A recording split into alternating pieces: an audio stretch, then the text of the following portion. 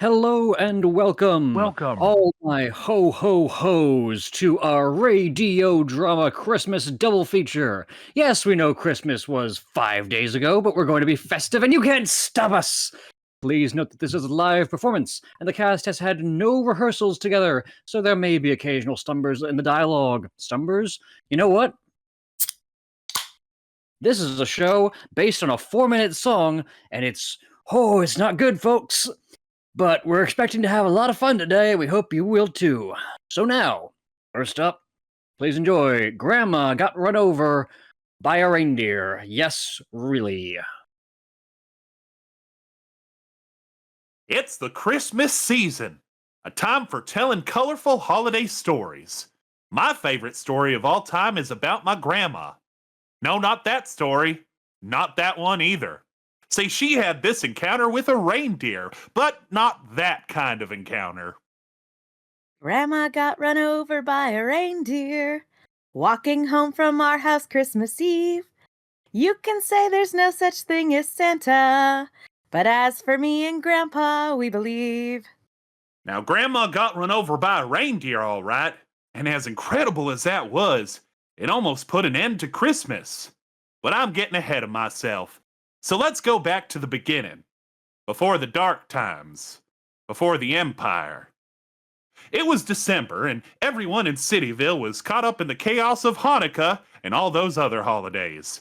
And no place was busier than my grandma's store. It was a one-of-a-kind place. She carried all sorts of stuff year-round. She sold decorations, handmade toys, at least one of anything you could imagine for the holidays. There's Grandma. Did I mention she likes to dress up to read Christmas stories to kids while their parents shop? Grandma, dressed as an elf, sits in a rocking chair in the center of the store, reading to a group of kids. The little baby Christmas tree looked up at Papa Tree. Grandma! And that's me in the corner. That's me in the spotlight, losing my religion. That's me, Jake Spankenheimer. Cousin Mel is scaring away another customer.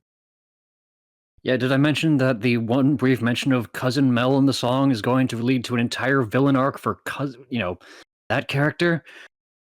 Oh, this is going to end in a trial, folks. It's like B-movie, but for Christmas. Anyway, Drake and Grandma go to the front of the store where a woman in her 20s, presumably, it's badly animated, it's hard to tell, is blocking a middle-aged lady from exiting. You can stop right there. That's shoplifting, missy. Now, what seems to be the problem? Problem? No problem. No money, no merchandise. No way. Your credit is always good here, Martha. Why, you just stop by when you get your next paycheck. Oh, thanks, Grandma. Everyone have a Merry Christmas. You too. Things have to change. This store can't get rich by selling holiday pastries on credit. You're not a businesswoman. You're an old fruitcake. Everyone else is happy the way things are. Right, Frank? Jake runs over to his father. Beats punching in a time clock for someone else. I like spending time with the family at work. Look around you. We are rich. Life's about being nice to people. Money? I'd say we make enough. Enough? Enough is never enough. Cousin Mel would later go on to become an executive at EA. Back at home, Jake types on his computer as his sister enters his bedroom. A set of replacement wheels for my rollerblades. Adding to your Christmas wish list? Sisters? Yeah, I thought so. A computer nerd who still believes in Santa Claus. You're so reality challenged. I find that offensive on several levels. Jake throws a pillow at his sister, but she dodges it. Their mom enters the room. Daphne, stop teasing your brother. A dog runs in and barks playfully. He started it. The dog? Come on downstairs. Your dad has a surprise. They all go downstairs, the dog following them. Tell her, Mom, Santa Claus is real. Well, there's no easy answer. Historically, there was a Saint Nick who, with a loving heart, filled children's shoes. with gifts of all sorts.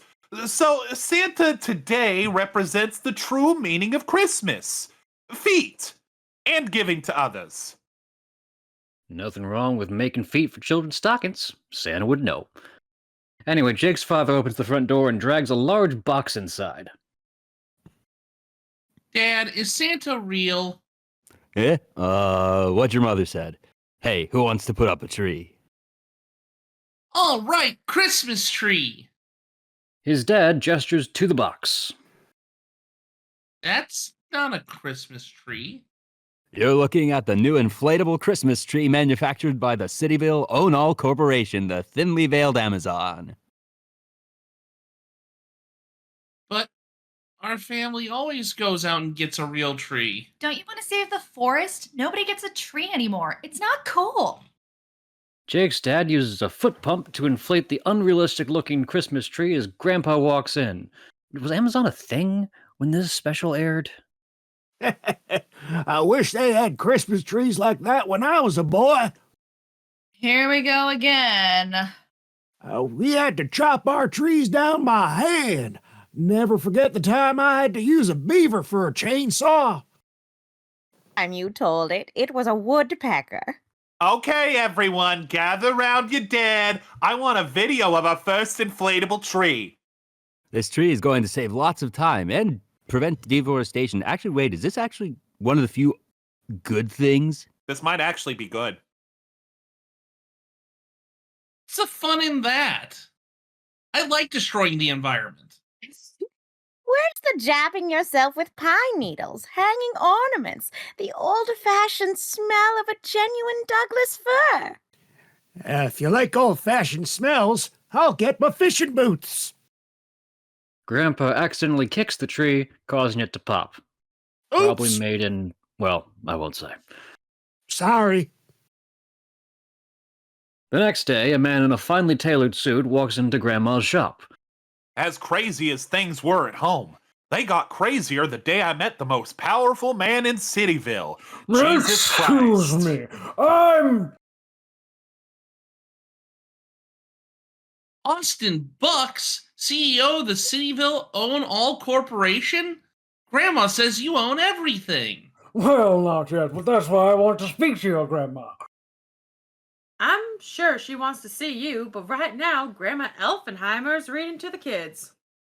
I heard about that. Say, you wouldn't happen to have an extra elf costume I could wear? Nope, sorry. But there's a troll costume. If I wanted to show up in that, I'd just walk in there right now. Well, all right. So a few minutes later, Austin approaches Grandma wearing a patchy green tunic, pointed ears, and a big wrinkly nose. It's not much of a costume, honestly. And again, this thing is animated really poorly. You're lucky if you get two arms moving at the same time. Well, Grandma Elfenheimer.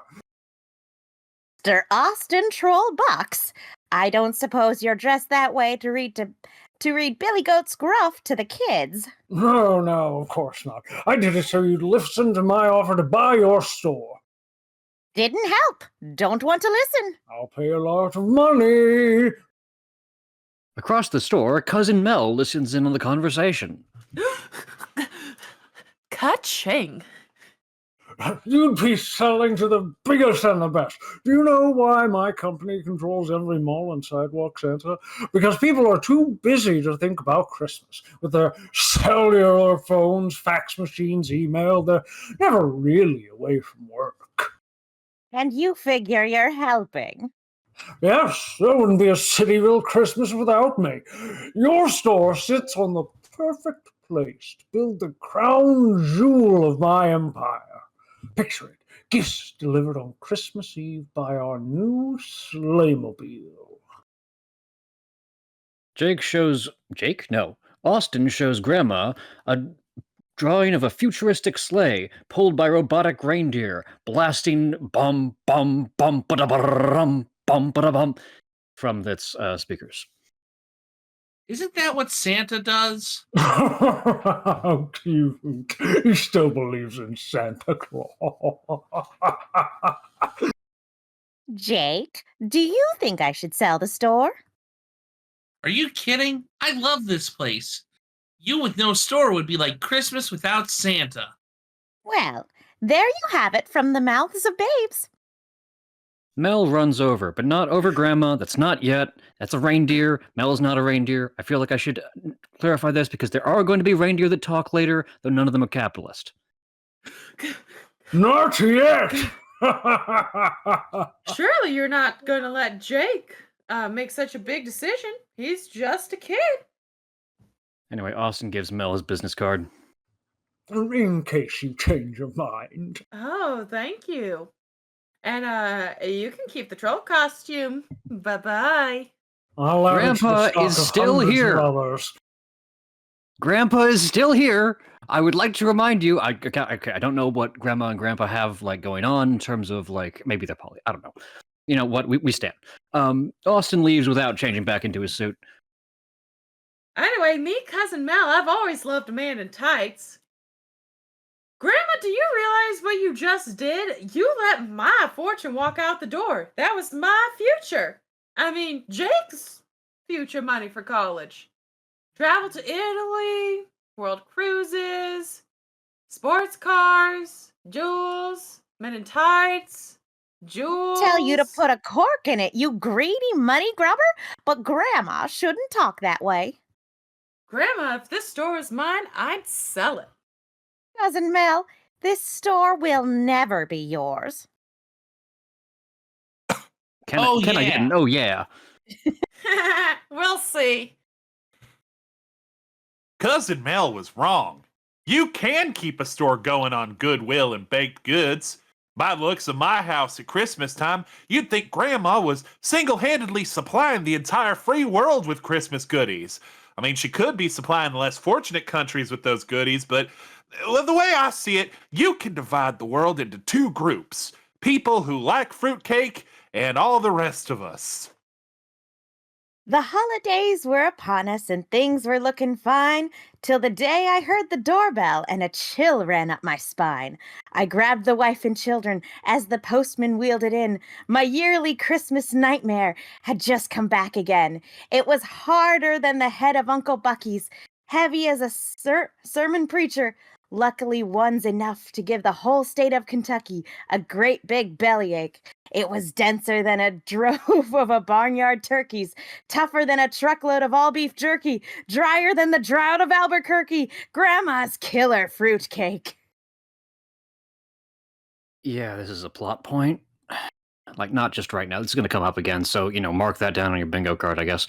Anyway, Jake stands with Grandma in the kitchen, preparing the fruitcake. You're a great helper, Jake. Now just stir that bowl of ingredients and it's ready for the oven. Mel walks in. Grandma, Jake, I'm afraid Doofus got out again. I can't find him anywhere. Where that adorable dog could have run off to this time. Come on, Jake. Jake and Grandma leave the kitchen, but Mel stays behind and pours a vial of neon blue liquid into the fruitcake mix. I don't know who buys your cakes and cookies, but this will for darn tootin' sure make everyone sick. That'll stop people from shopping at the store with no customers. Guess you'll have to sell, Grandma. Uh-oh. Doofus was right next to the fireplace. Okay, so apparently the plan is to, poison the fruitcakes, which nobody buys, and therefore ruin the store's reputation. Oh boy, it's not going to get better. It's not going to get better from here, folks. Well, I guess I must have missed it because I just don't care. What are you saying? I'd have to sell? Oh, sell a lot. You know, these pastries, yum, delicioso. Is that appropriation? Anyway, Jake notices the vial in Mel's hand, but Grandma doesn't. And later, everything settles down in the living room. Grandma pours a ladle of eggnog into a mug. Careful, Grandma. Don't drink too much eggnog without your medication. Oh, pooh. You'd think at my age you'd outgrow an allergy to eggs. Now, where'd I put those pills? Instead of looking for her pills, which presumably means she didn't take her Alzheimer's meds earlier, she picks up some decorations instead. I've got some mistletoe and holly. Who's going to help me with the decorating? Can't have to call my boyfriend. Sorry, Grandma, gotta dash to the gym. I'd love to, but Frank. The game's just starting on TV. Go Terps beat the Tigers. I'll help you, Grandma. My little man. Thanks. Nobody understood me like Grandma did. Christmas time was as important to her as it was to me. The two of them decorate the entire house together. Well, we did it. That's right on the nose, Jake. We did it. Later, Grandma tucks Jake into bed. The sooner you go to sleep, the sooner Santa will come. Grandma, Daphne says there's no such thing as Santa. Well, that's because she doesn't believe like I do. Have you seen him? No, but I've seen him in the smiles of people who share with others every Christmas. If you ever run into him, say hi for me. Good night, Jake. After Jake falls asleep, Grandma goes downstairs where everyone else is sitting around. I'm fixing to take these extra cookies and cakes to the volunteers at Cityville Community Service Building. It's too late to go out now, Grandma. If I'd had some help, I would have been finished hours ago. I was busy cheering for the Terps to beat the Tigers. Sorry, I had to finish my homework. Last minute shopping, plus this wine's not gonna drink itself. Please don't go. We're begging. Besides, I left my medication at the store. References to the song now completed. She walks out the door into the snow.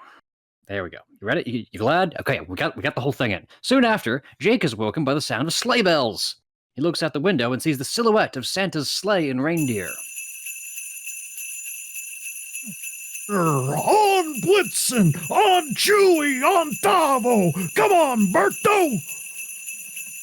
It's him! Santa Claus! He is real! He then notices that the reindeer are driving towards Grandma. Grandma, watch out! Jake closes his eyes just before the hit and run occurs, and when he opens them, she's lying face down in the snow at the end of the driveway. He runs downstairs and opens the front door as he yells out to his family. Come on, everyone, hurry! Grandma got run over by Santa's reindeer! Oh, Jake, close the door and get in here.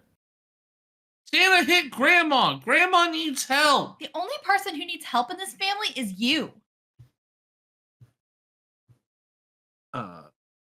Now, Jake, calm down. Take a breath.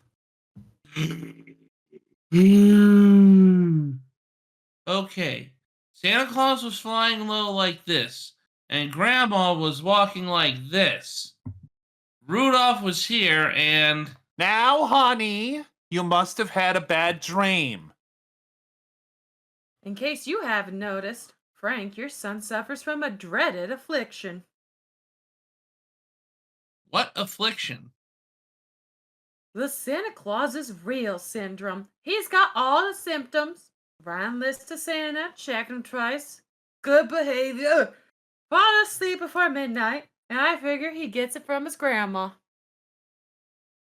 You saw what happened, didn't you, Grandpa? Everyone looks over to Grandpa, who is looking out the window. Oh, what? I'm sorry. Were you talking to me? I was too busy watching Grandma get run over by a reindeer-drawn sleigh. Yes! What a sight! Sleigh came out of nowhere. Grandma takes a header into the snowbank. Sleigh vanishes like the ghost of Christmas past. Wham! And that's what's called an advanced case of Santa Claus's rail syndrome. Oh, honestly, Grandpa. We've got to go help Grandma! Nothing is out there. Frank, do something. Look, Jake, if I call the local shelter and have Grandma speak to you, will you go to bed? But she won't. I saw her. I told you. Santa hit her with his sleigh. Called the police. Jake's dad breaks the law by calling an emergency number while he believes there is no emergency happening. Yes, that's right, officer. Missing. Hit by Santa's sleigh. Yes, we've been drinking eggnog minus 15% ABVY. He hangs up the phone. They say they'll be out first thing in the morning.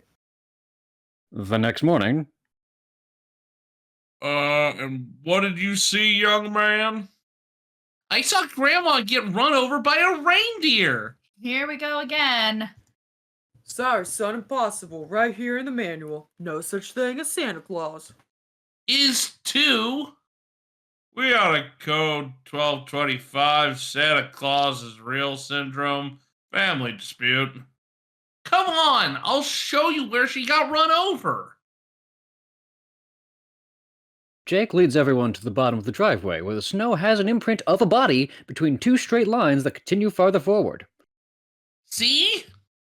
Okay, we've got some reindeer hoof prints and sleigh tread marks leading to a... Oh yeah. What appears to be an impression of a person in the snow. Look there. But how do we know it's Grandma? Doofus knows. Doofus, the good boy that he is, rummages around in the snow and pulls out multiple objects. That's one of Grandma's shoes. That's her special Christmas mug, her medicine, and her cookies and her fruitcake. As this is happening, Cousin Mel notices a piece of paper in the snow nearby. She quietly picks it up and reads it before putting it in her jacket pocket. Officer Lyon, check this out. Oh, what do you make of this? Offhand, I'd say that's animal hair. Reindeer, 15 hands high, 12-point buck. By the markings, a sleigh puller, powerful, capable of flight, age, unknown. One of a team of 8. That's just a guess. Okay, then. I'll just put it down as cellular hit and run. What's the code for that one? You should remember that one. It's 1224. All right, 1224. I get it. 1224, day before Christmas. Now, just a minute, Sherlock. Before you put out an APB, BPA, whatever, for a sleigh driven by Santa Claus, who, may I remind you, does not exist, I'd like to know where Grandma is. She's family. Good point. We can work on the Santa angle later. Better get looking for the old broad. We'll need a photo of the missing person. That started the biggest grandma hunt in Cityville history. Everyone was loading up their guns. They were ready to hunt some grandmas. Sorry, the script's wrong. The police searched every nook and cranny to look for Granny. Time passed, and police kept looking and looking, and looking and looking and looking. Months went by, and we looked and looked and looked and looked. I even got permission to put Grandma's picture on milk cartons. I was just in the store, stapling them. It made some of the milk cartons leak, but you gotta do that to find your grandma sometimes. But nothing helped, not even stories on the local news channel. Grandma was nowhere to be found. Grandma's Christmas gifts remained unopened, and people dressed in black. Grandpa tried to cope by playing cards with Cousin Mel, but he wasn't better at the store either. Mom and Dad tried their best, but without Grandma, they were really bad at running a store. And customers, they stopped coming in. Okay, so there's our one reference to Cousin Mel in the song, and yep, it's turned into this whole character. Anyway, Jake is gloomily dusting the store as Austin Bucks walks in and approaches Cousin Mel. My office said you called and wanted to see me. I wanted to apologize for the way that my grandmother treated you last year. Did anyone ever tell you you were a very good-looking man with very deep pockets? Oh, they're not especially deep. I think your perspective's just skewed. Mel and Austin both look at Jake. I was dusting. Well, go dust somewhere else. You can't tell me what to do. It's Grandma's store. Jake walks away anyway, apparently obeying. I don't know. That reminds me, are you still interested in buying the store? Well, it's the ideal location for our Sleighmobile division. Good, because I know that my grandma would want me to sell it. I have the deed right here. Well, unfortunately, your name's not on that deed, just Grandma and Grandpa. Oh, goodness, it really does list out Grandma and Grandpa. Those are their real names. But if Grandpa agrees, then I could buy the store. Sure, I'm sure I can get Grandpa to agree. Subtle. That evening, Mel and Grandpa have dinner together at a fancy restaurant. You've been so depressed since Grandma disappeared. That's why I had you bring me to my favorite restaurant to cheer you up. I'll cure you of your sorrow. We'll spruce up the store, order new merchandise, hire a baker, get some jewels, something. It's right here in these papers. All you gotta do is sign. Sing? No sign. Sure. No sign. So sign. I'd rather sing. Oh, no. Did I mention this was a musical? Grandma's spending Christmas with the superstars since that reindeer ran her down that fateful night. Grandma's hanging out with all those late great stars for the heavenliest Christmas of her life. She's standing under the mistletoe with Elvis. He's been consoling her because she's missing Gramps. Did I mention where Polly? Then Elvis offers her the keys to a new Cadillac. Well, and a couple sheets of Elvis postage stamps. Grandma's spending Christmas with the superstars since that reindeer ran her down that fateful night. Grandma's hanging out with all those late great stars for the heavenliest Christmas of her life. Okay, I'll sign. This is both so much harder and so much easier than I thought. Sign here, initial this. Oh, and this one gives me power of attorney over your affairs. I'll be dedicated. I'll be your dedicated money manager forever and some days. I do feel better. Oh, perfect. That's what this was for. All right, I hope you all managed to get through that particular number. The next day, Jake's mom and dad look at a fruitcake in the shop. Oh, well, this is it. The last of Grandma's fruitcakes from last Christmas. Oh, do you think it's still good? Did she use preservatives? Preservatives. It's a fruitcake. He drops it on the floor, and it bounces back up to him, defying the laws of physics. How the hell did it? Preservative. No, what do we do when it's sold? Nothing. Mel walks in. Because we're going to be rich. We won the lottery. I won the lottery. We're gonna be rich! Oh, we're gonna be rich! We could retire and not have to be wage slaves forever. Oh my god. Don't you run a, burger store? Anyway, Jake walks up to the group. What's going on? Our boat's come in. Cousin Mel says we won the lottery! Won the lottery? All right. Well, sort of. Actually, I'm going to go over to see that handsome devil Austin Bucks and sell this dump for millions. Thanks, Grandpa. He gave me a power of attorney. Do what? Grandpa, how could you do that? Well, I just thought I was helping.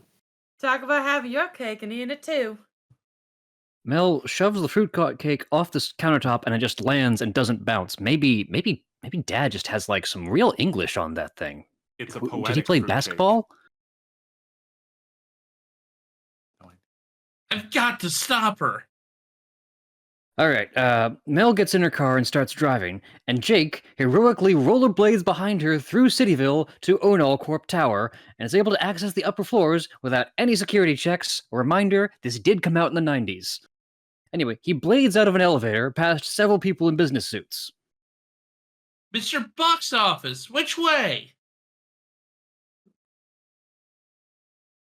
They all politely point him to his destination. He bursts into Austin's office with the billionaire sitting at his desk with Mel and another woman nearby. Ooh, spicy. Jake deftly skids to a halt in front of the desk. Jake. Nice stop. Please don't fight Grandma's store. Too late, kid. With this last piece of property, Mr. Bucks will own all of Cityville. Who are you? Cousin Mel's attorney. I am Slime. You said it, not me. Sorry, Jake. The only person who could stop the sale is your grandma, but no one knows what happened to her. She got run over by Santa's reindeer. I just need more time to find Grandma. Now, Austin, darling, why don't we go somewhere romantic and consummate this deal? That is verbatim what it says. I want that to be noted. I thought this was just a business deal. Do I need to... Slime, do I need to take a closer look at this? You've got it, kid. The deal doesn't close until the end of the week. You have until then to... What? find it, Grandma. No, Slime! You're an attorney. Do something. Sue someone. Pay me better. Slime! A bit of advice. your If you job! really believe Grandma was run over by Santa's reindeer, then find him. You should know where Grandma is. Okay, I will. Okay, I have so many questions. Does Austin actually not want to buy the store? Does the deal just take some time to go through? Maybe so. Is Slime there just to provide some slime for the aforementioned consummation? I don't know. Well, anyway, given this generous delay, Jake is going home and gonna try to find Santa, I guess. He talks to his sister. I have till the end of the week to stop Cousin Mel from selling Grandma's store. Look, Sherlock, you've tried your best to find Grandma. Your room is search central. You've got no results from your do-it-yourself police sketch. Your dry erase board is full of dead-end clues. Give it up. Very helpful. All the support I would expect from a sibling. Daphne exits, but Doofus barks at Jake reassuringly, bork bork. You're right, Doofus. We can't give up. Anyway, the dog grabs a piece of paper from under Jake's bed. What's this? Printout of my old Christmas list? Look, Doofus, it's not as simple as adding Find Grandma to my Christmas list and emailing it to Santa Claus. Wait, Doofus, you're a genius. To Santa Claus at santaclausisreal.com. Dear Santa, all I want for Christmas is to find my grandma. Can you help me find her? P.S. She looks like this. Thanks, Jake Spankenheimer. He attaches an image of Grandma to the email, high technology for 1999, and sends it. Meanwhile, at the North Pole, a computer declares, "You've got mail." Thank you. And immediately prints out the message. An elf quickly hands the paper to a much older-looking elf. See, you better see this. Nearby, Santa flips through a stack of letters with a glum expression. None! Not a single letter from Cityville. It's as if they're too busy with their prefabricated, mass-produced lives to need me anymore.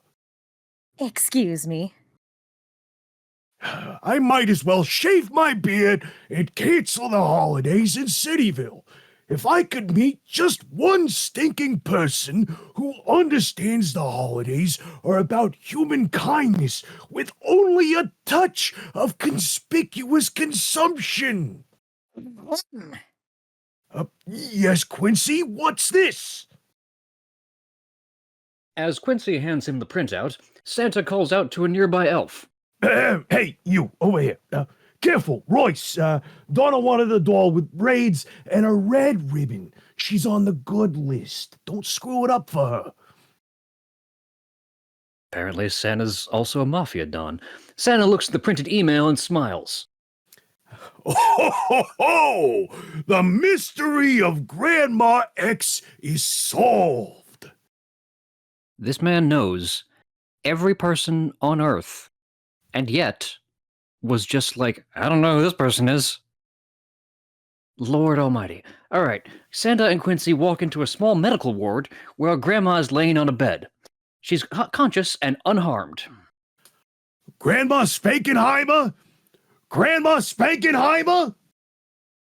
Spankenheimer. No, never met her. But you might ask one of those short fellers. Oh, classic case of amnesia. Can't remember a thing. The Christmas lights are on, but nobody's home. Email a reply immediately. As Santa returns to his workshop, Quincy smiles to himself. I have a better idea. That evening, Quincy sneaks into Jake's room like a creep, and Doofus immediately begins barking at him like a good boy. Bork, bork, bork, bork, bork. Hound! Jake shushes Doofus. Now then, hi, I'm Quincy, Santa's elf, top elf to be exact. I fly right seat on the sleigh. The man in the red suit doesn't make a move without consulting me first. You're an elf! The genuine article. What are you doing here in September? I came to ask a question. Would you like to find your grandma? More than all the presents in the world. Then follow me. Jake runs downstairs and sees Grandpa watching TV. Grandpa, I'm going to the North Pole to find Grandma. Fine, thanks for telling me. Gotta love grandparents. Jake goes outside, hops onto Santa's sleigh with Quincy, and they make the cross-continental journey to the North Pole. When Quincy brings Jake into Santa's office, Santa frowns, clearly not expecting a visitor. You better have a good reason why you broke elf code and brought a human here. You'd like to meet Jake Spankenheimer. The Jake Spankenheimer, who loves rollerblades, video games, pillow fights with his sister, procrastinates once in a while with his homework, not that I condone it, writes to me every Christmas, and helps his grandma in the kitchen. It's nice to finally meet someone from Cityville who still believes in me.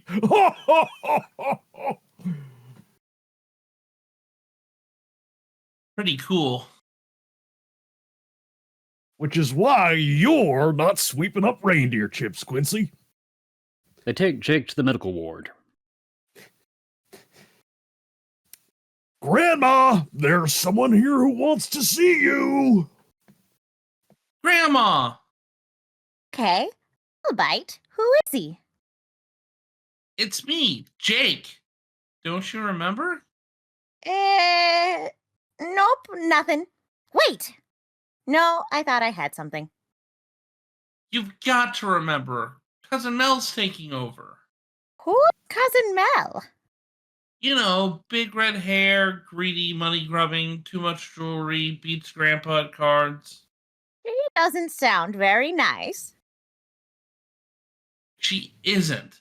If you don't come back right away, she's going to sell your store to Mr. Bucks. Without it, our family and Christmas will never be the same.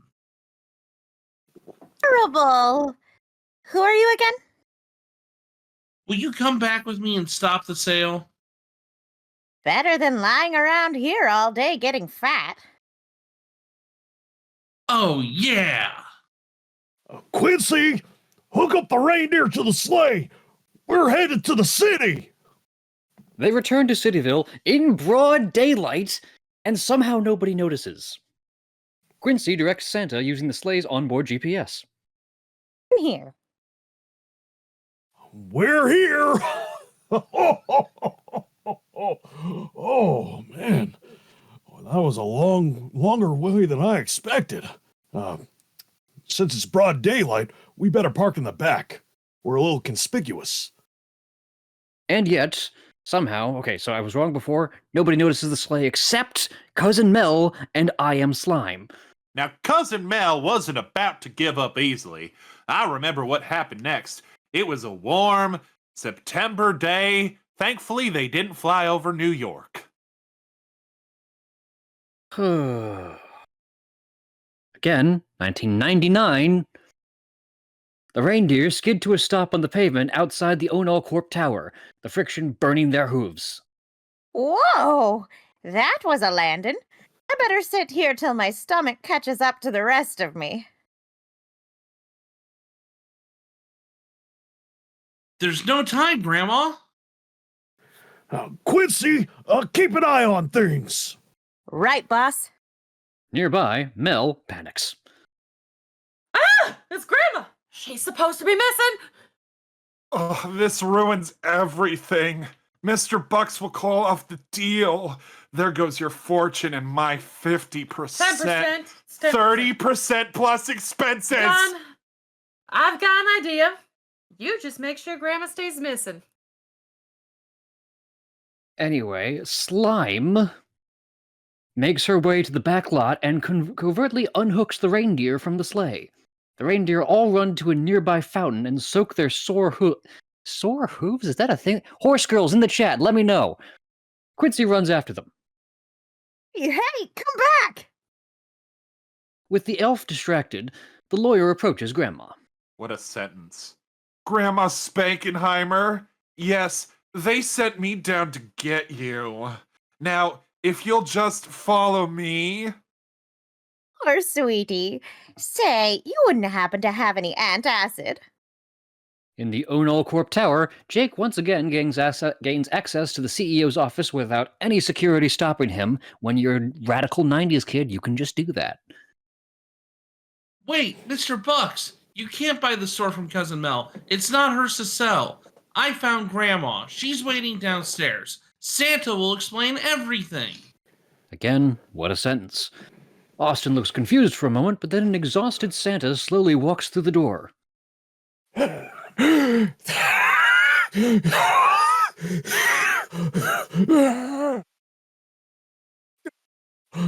Sorry! Used to chimneys, not stairs. Fill them in while I get Grandma. And you would be? Père Noel, Father Christmas, Santa Claus. Your father, the game, the cerebral assassin. Oh, no, sorry, wrong entrance. Everyone gives him questioning looks. You know. Ho, ho, ho. Not to embarrass you, but I'm afraid anyone can put on a big red suit, false beard, and call themselves Santa Claus. They all work for me. You're Austin Bucks. When you were 6 years old, you wanted a Lieutenant Neutron action figure. Lieutenant Neutron! He was the best! Well, hey, how'd you know that? Well, we were going to say Turbo Man, but we couldn't get the rights. I'm Santa. It's what I do. Amazing! Unbelievable, and not at all creepy. So what did happen to Grandma? Well, I was making my usual rounds when something made my reindeer go, wah! I tried to stop them, but nothing worked. And then everything went black. The night of the incident, Grandma regains consciousness briefly after the accident. There are hoof prints on her forehead. I'm terribly sorry. I don't know what got into those reindeer. Who are you? I better get you medical attention. Quincy, leave a note explaining what happened. Back in the present. So, of course, she was welcome to stay at the North Pole until she felt better. We've got great medical care, every therapy and treatment imaginable, at no cost whatsoever. So is that just a verbal tick? Anyways, thanks for straightening out this whole mess, Santa.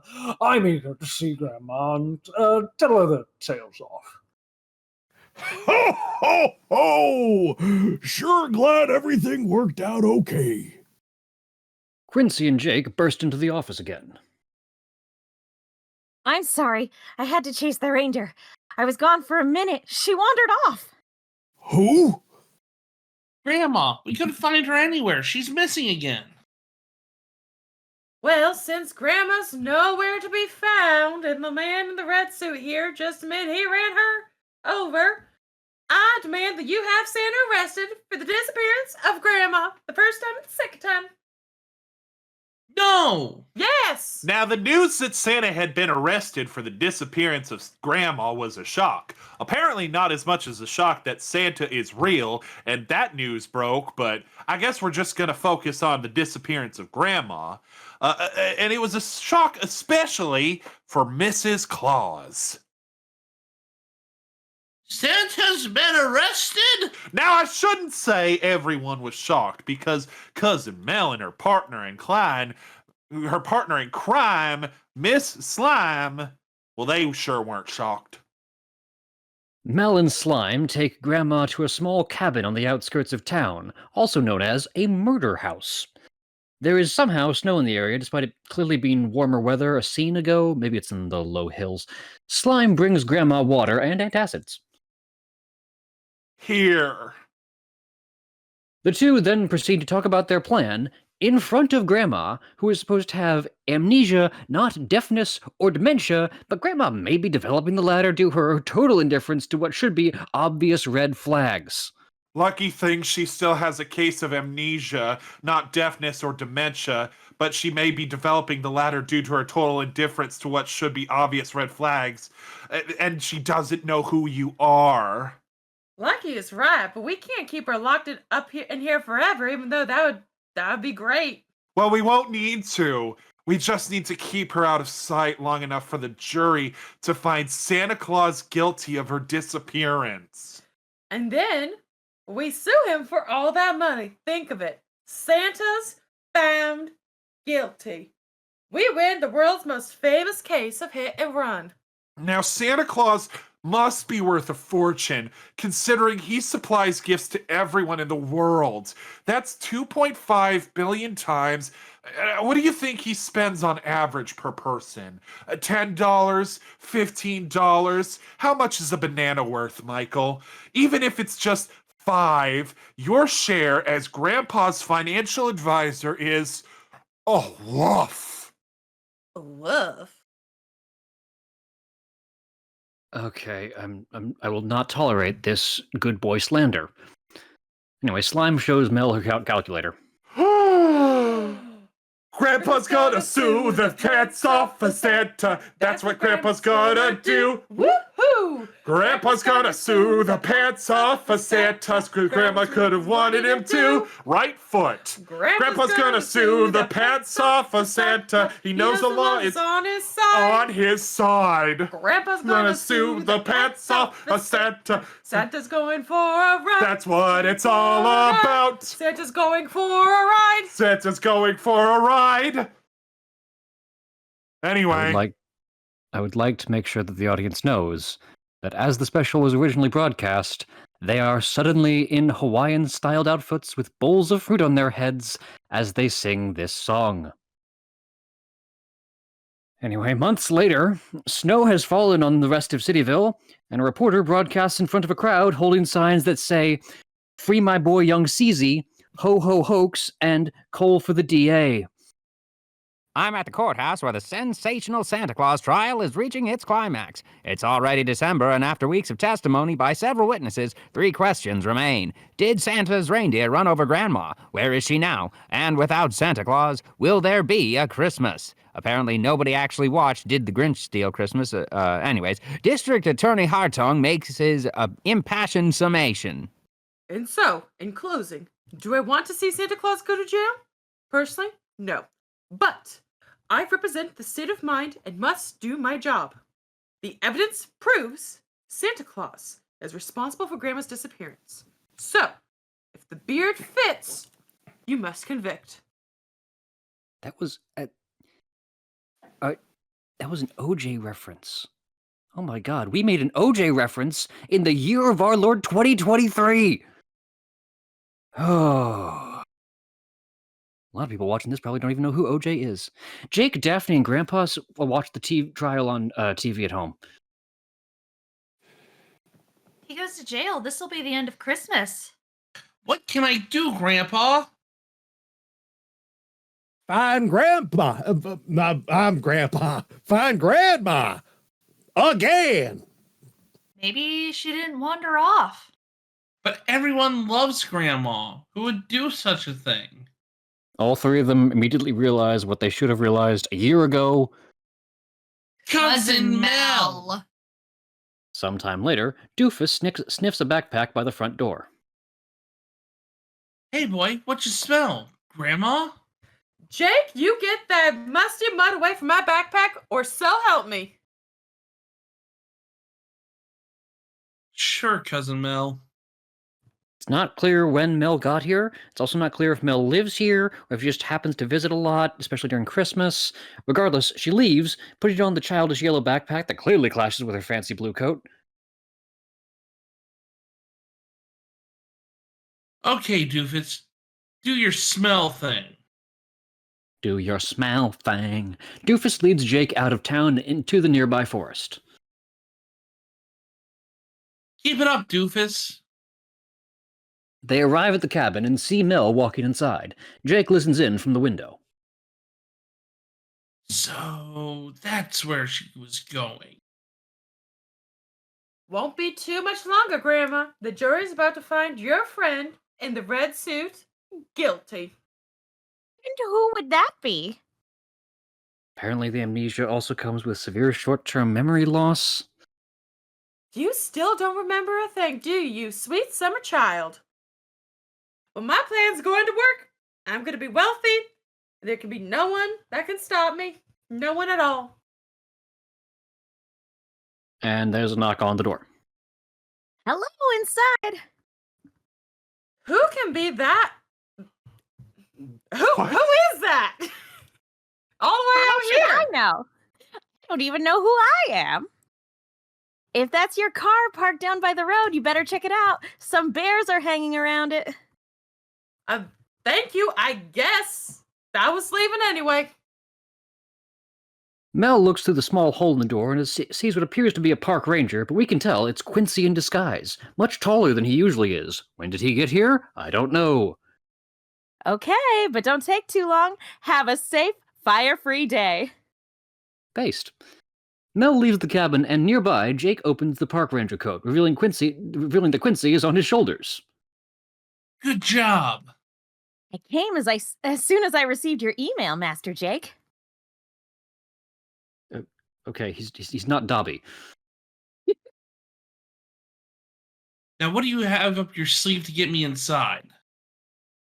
They enter the cabin through the chimney. Nice entrance. What's your name again? Jake Spankenheimer, your grandson. Didn't ring a bell, but thanks anyway. Don't thank me, thank Doofus. And I suppose this overexcited pooch is Doofus? A good boy. Jake notices a small bottle and a letter on a nearby countertop. Grandma, I don't have a lot of time to explain, but we're going to the store. What's at the store? Your memory. Going to the store? Bwop, bwop, bwop, bwop, bwop, bwop, bwop, bwop, bwop, bwop, bwop. Apparently, they all leave the cabin by going up the chimney because the cabin was clearly locked from the outside. And soon enough, This is Spankenheimer's. Remember your elf costume? You'd wear it to read to the kids while their parents were shopping. To believe it. You remember? No, that I would wear that shade of green with my coloring. Easy for you to say. next, Jake brings Grandma home and goes to the kitchen. Nobody else from the family is here, and Jake has made no attempt to tell them that he has found Grandma yet. Tell me why I'm baking 2 cakes? One's with your recipe, the other uses the stuff in the vial I found at Cousin Mel's cabin. And this is your famous homemade fruitcake that a lot of people liked. Grandma takes a bite of fruitcake and then blinks a few times. Jake, what am I doing here? Grandma, you remember! You lost your memory, but now it's back. I said it would be a plot point. Like I was in a dream, and you were in it, and Santa Claus, and Mrs. Claus. I thought I was in Hawaii, only it was cold.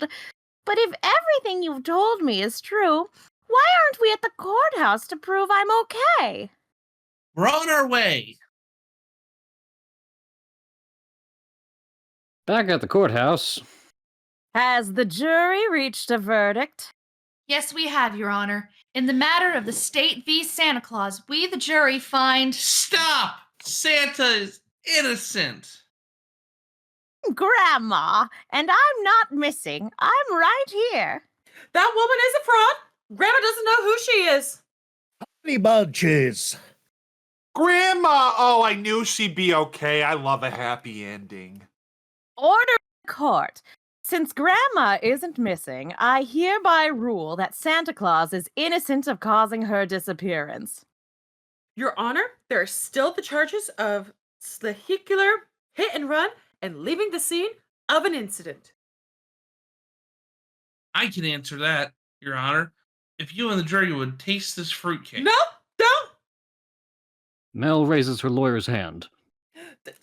Slime objects? No, I don't. Overruled. Continue. This one was made by Grandma using her special ingredients. Taste it, and then compare it to the piece of cake found at the scene of the alleged crime. State's evidence number 12. Do we have to, Your Honor? Good question. Do we have to? Yes, I think you'll find a difference between the two. Oh, all right. In the name of justice, we eat fruitcake. The jury tastes Grandma's fruitcake, not a metaphor, and are pleasantly surprised by the taste. Now taste state's evidence number 12. Found where Grandma disappeared. They all try the second fruitcake and promptly spit it out. So, what's your point? One's good and one's bad. It's a fruitcake. These pieces had an extra ingredient in them from this vial of bad stuff found at Cousin Mel's cabin. I think they're drugs. Okay, chain of custody, that evidence is inadmissible. However, Quincy whistles and a reindeer walks into the courtroom. It sniffs the air and quickly runs towards the bag with the second fruitcake. You see? Drugs, I told you, Your Honor. It had the effect of reindeer nip. That's why the reindeer knocked over Grandma. It wasn't Santa's reckless driving, even though I do think he might have been drunk. I couldn't control myself. That was the reindeer, for those of you who are wondering why that was a new voice. Yes, the reindeer can talk. No, nobody questions or otherwise remarks on this. I told you this was going to get weird. You're still here. This is not our fault. The boy has done it again. I rule that Santa is also innocent of the hit-and-run charge. And I suppose Jake has an answer to the charge of leaving the scene of an accidental vehicular negligence? Doofus does. He's my dog. That's abject! Let's have it. Doofus walks in with the letter Mel found at the crash scene and hands it to Grandpa. Well, this is a note that Santa left at the accident scene explaining everything. Dust it for fingerprints. Grandpa, Jake, and Santa all glare at Mel. All right, I admit it. Yes. I did it. I hid the note. And I made Grandpa sign over his rights to the store. And I'm behind this evil trial. And I had good feelings of Christmas. All this caring and sharing. Ugh. So I kidnapped Grandma and made Santa Claus the fall guy so I can get his money because I deserve it. I need to be rich. And I think I and deserve what about it. the drugs? Press this warrant for obstructing justice and almost ruining Christmas. Now, this is, I think, a poignant lesson on what happens when a member of your family, someone you love, is genuinely doing hurtful and bad things. And we all need to realize that they're people too, but we do have to hold them accountable. And so the police officers cuff Mel. That's what you get for being selfish and stupid and on drugs. Babe, you look great in stripes. Oh, thank Santa you. Claus, you are hereby found innocent of all charges. You are free to go. Oh, yeah! Say one thing, Your Honor. Of course. Saved Christmas. And everyone clapped. I said, and everyone clapped. And his name was Albert Einstein. Anyway, rows and rows of mall and street Santas line the steps of the courthouse as the real Santa exits along with the Spankenheimer family. Austin intercepts the group on the way home. Grandma, I want to talk to you about your store. Young man, after everything Jake has gone through, do you really think I'm gonna sell? I don't want to buy it. I want to franchise it. Open Spankenheimer general stores all over the country. And I'd like you to be in charge. Grandma and Austin shake hands. Was this a good capitalist? This is bullshit. You did it. You're a pretty cool little brother. We're so proud of you, Jakey. You never gave up, even when the rest of us did, and quite clearly Grandpa, given the song he sang earlier. So, Jake, what do you want for Christmas? Oh, maybe some of Mel's drugs. I mean, nothing. I already got the best Christmas gift ever. I feel the same way.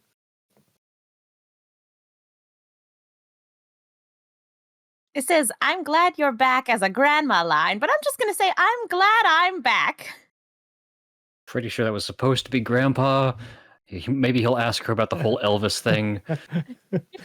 Nah, it was a Jake line. The scriptwriter had too much nog. I'm glad All you're right. back, Grandma. It's me. I am Slime. Get out of here, Slime. No one likes you. Also, No one likes the sycophant slime. Hey, Grandma, Also, none of- did you meet Elvis while you were at the North Pole? Anyway, Santa gets into his sleigh and rides into the sky. On Donner, on Blitzen. I already did that joke earlier. I'm not going to do that joke again. Merry Christmas, the rest of y'all. Well, that's the story. Just the way it happened. That's right. Cousin Mel really was a gaslight gatekeep girl failure. Oh, and wait, I left out one more thing. Grandma opens up a Tupperware container of fruitcake because she is fiending. Not that one. It's Cousin Mel's. Waha! Oh no! Reindeer nip! Not again! Boom, boom, boom. Grandma got run over by a reindeer walking home from our house Christmas Eve. You can say there's no such thing as Santa, but as for me and Grandpa, we believe. Oh, Feliz Navidad. I guess it was appropriate that I made that Cheech and Chong reference earlier. Merry Christmas, you filthy animals. Okay, thank you for tuning into and staying through our performance of Grandma Got Run Over by a Reindeer. Oh, and we're not done, folks. Anyway, Daphne and Juror were played by Abby Brenner. Jake, Officer 1, and Mrs. Claus were played by Danny Hill. Grandma, Chorus, Quincy, Judge, and Elf were played by Megan Salinas. Cousin Mel, Attorney Hartung, Officer 2, and Martha were played by Mary Rivette. Austin Bucks was played by Casey English. Santa Claus and Grandpa were played by Jason Amherst. Adult Jake, I Am Slime, and Mom were played by Cam Griffin. Dad, Reporter, and Reindeer were played by Joel Guttman. And the narration was me, Hayes Converse. Script adaptation was done by Joel Guttman, God bless him. And audio engineering was provided by John H. Baker. Not H. John Benjamin. That's a different thing that we referenced during the show. Anyway, we're going to take a 10-minute intermission, and we will return with The Christmas Tree very shortly, which, if you'll believe it, is worse. God bless y'all. We'll be back in 10. Welcome back to our RaDEEo Christmas double feature. Once again, please note this is a live performance. The cast has had no rehearsals together, and this time the script is truly awful. We are expecting to attempt to have fun, and hope you will too. We suggest pouring some eggnog. And now, please attempt to enjoy the Christmas tree. Yes, there are many stories about this special holiday named Christmas. Not all of them good. Many of them very corporate. Some of them, dare I say, evil. If you look in this book alone, bound in human skin, you will find lots of, oh yes, here we are. This is today's story. It's a delightful Christmas story. Klaatu Verata Nicholas. Everything happened somewhere far, far in the north, in a small little town. Our story takes place in an orphanage with some children and a pine tree. The orphaned children lived under the control of the evil rules of a lady named Mrs. Mavilda.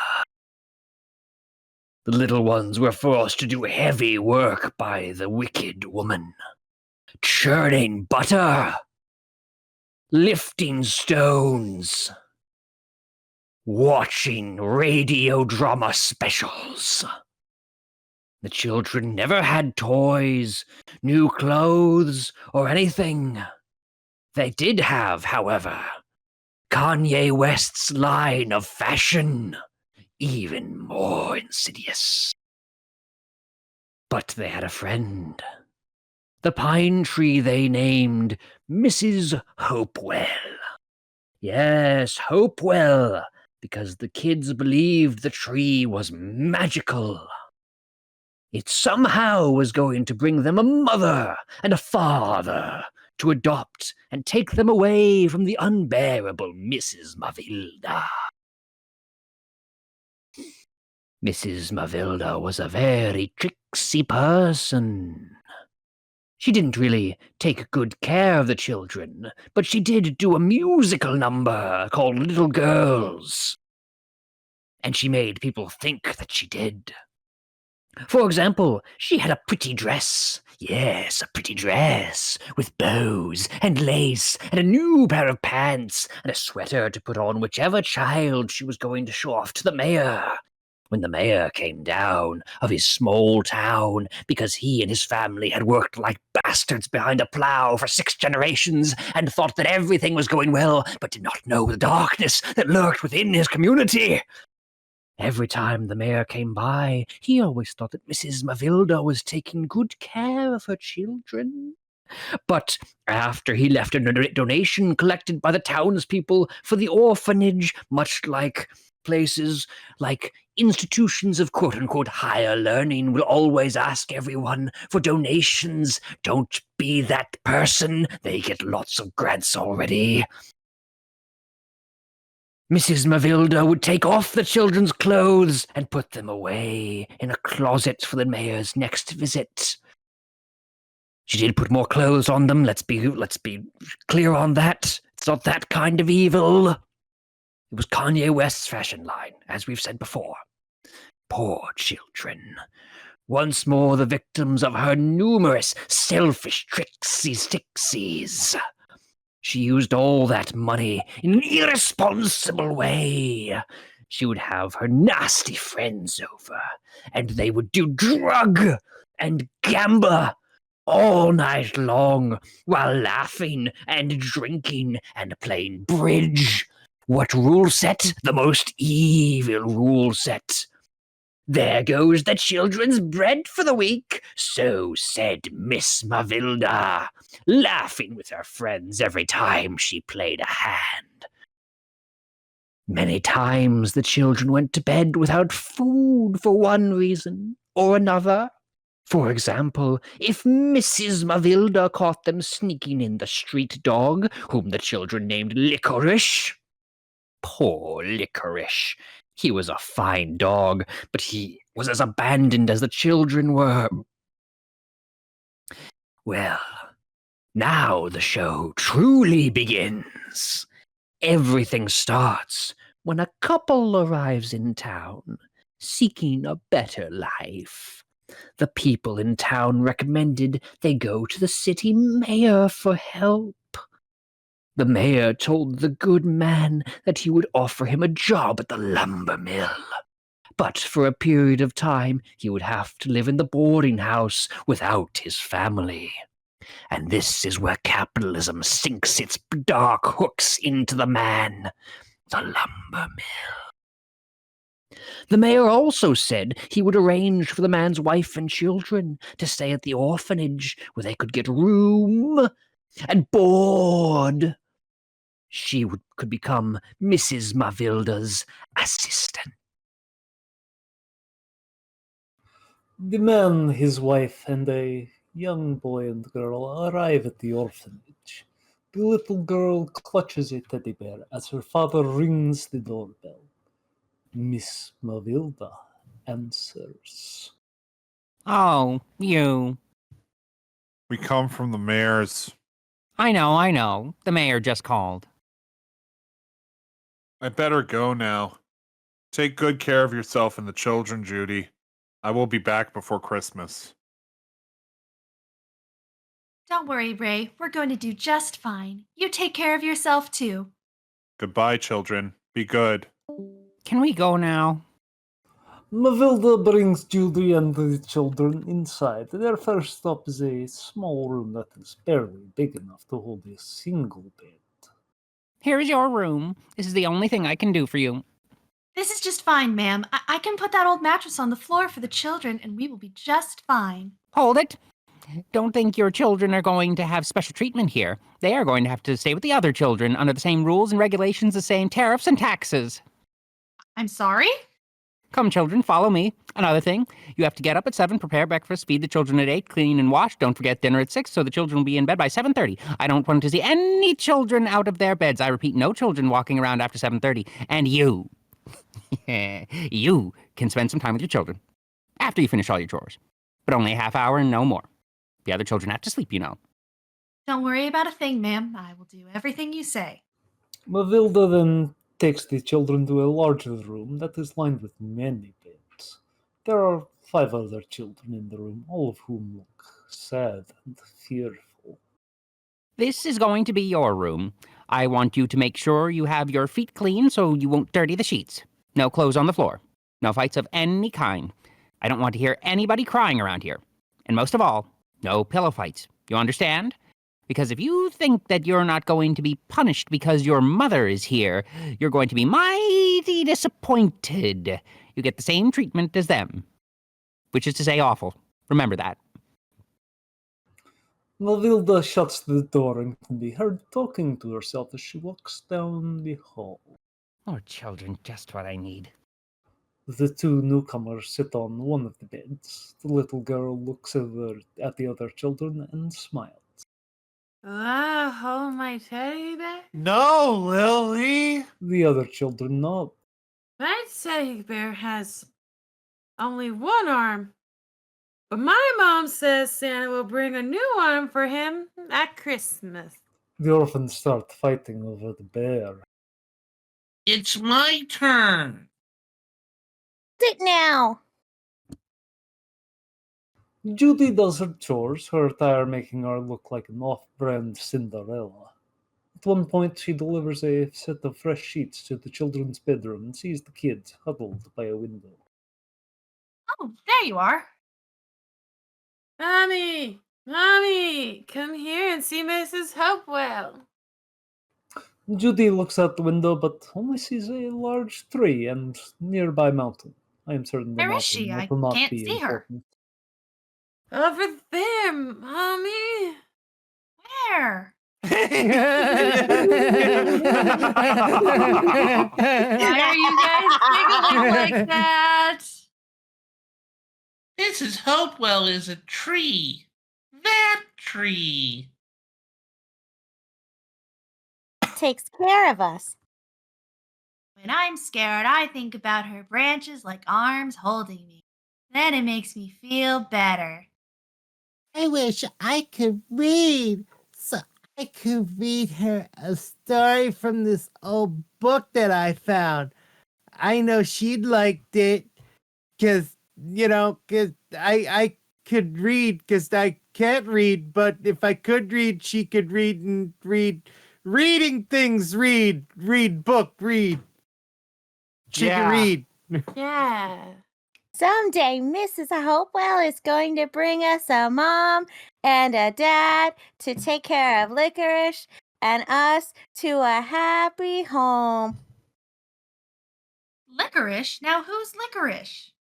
A large black dog who was not actually previously in the room jumps up at Judy. Dog? I didn't know we had a dog. Shh, don't say that loud, Mommy. Mrs. Mavilda doesn't like him in here. Oops. Well, children, if Mrs. Mavilda doesn't want him in here, we shouldn't have him in here.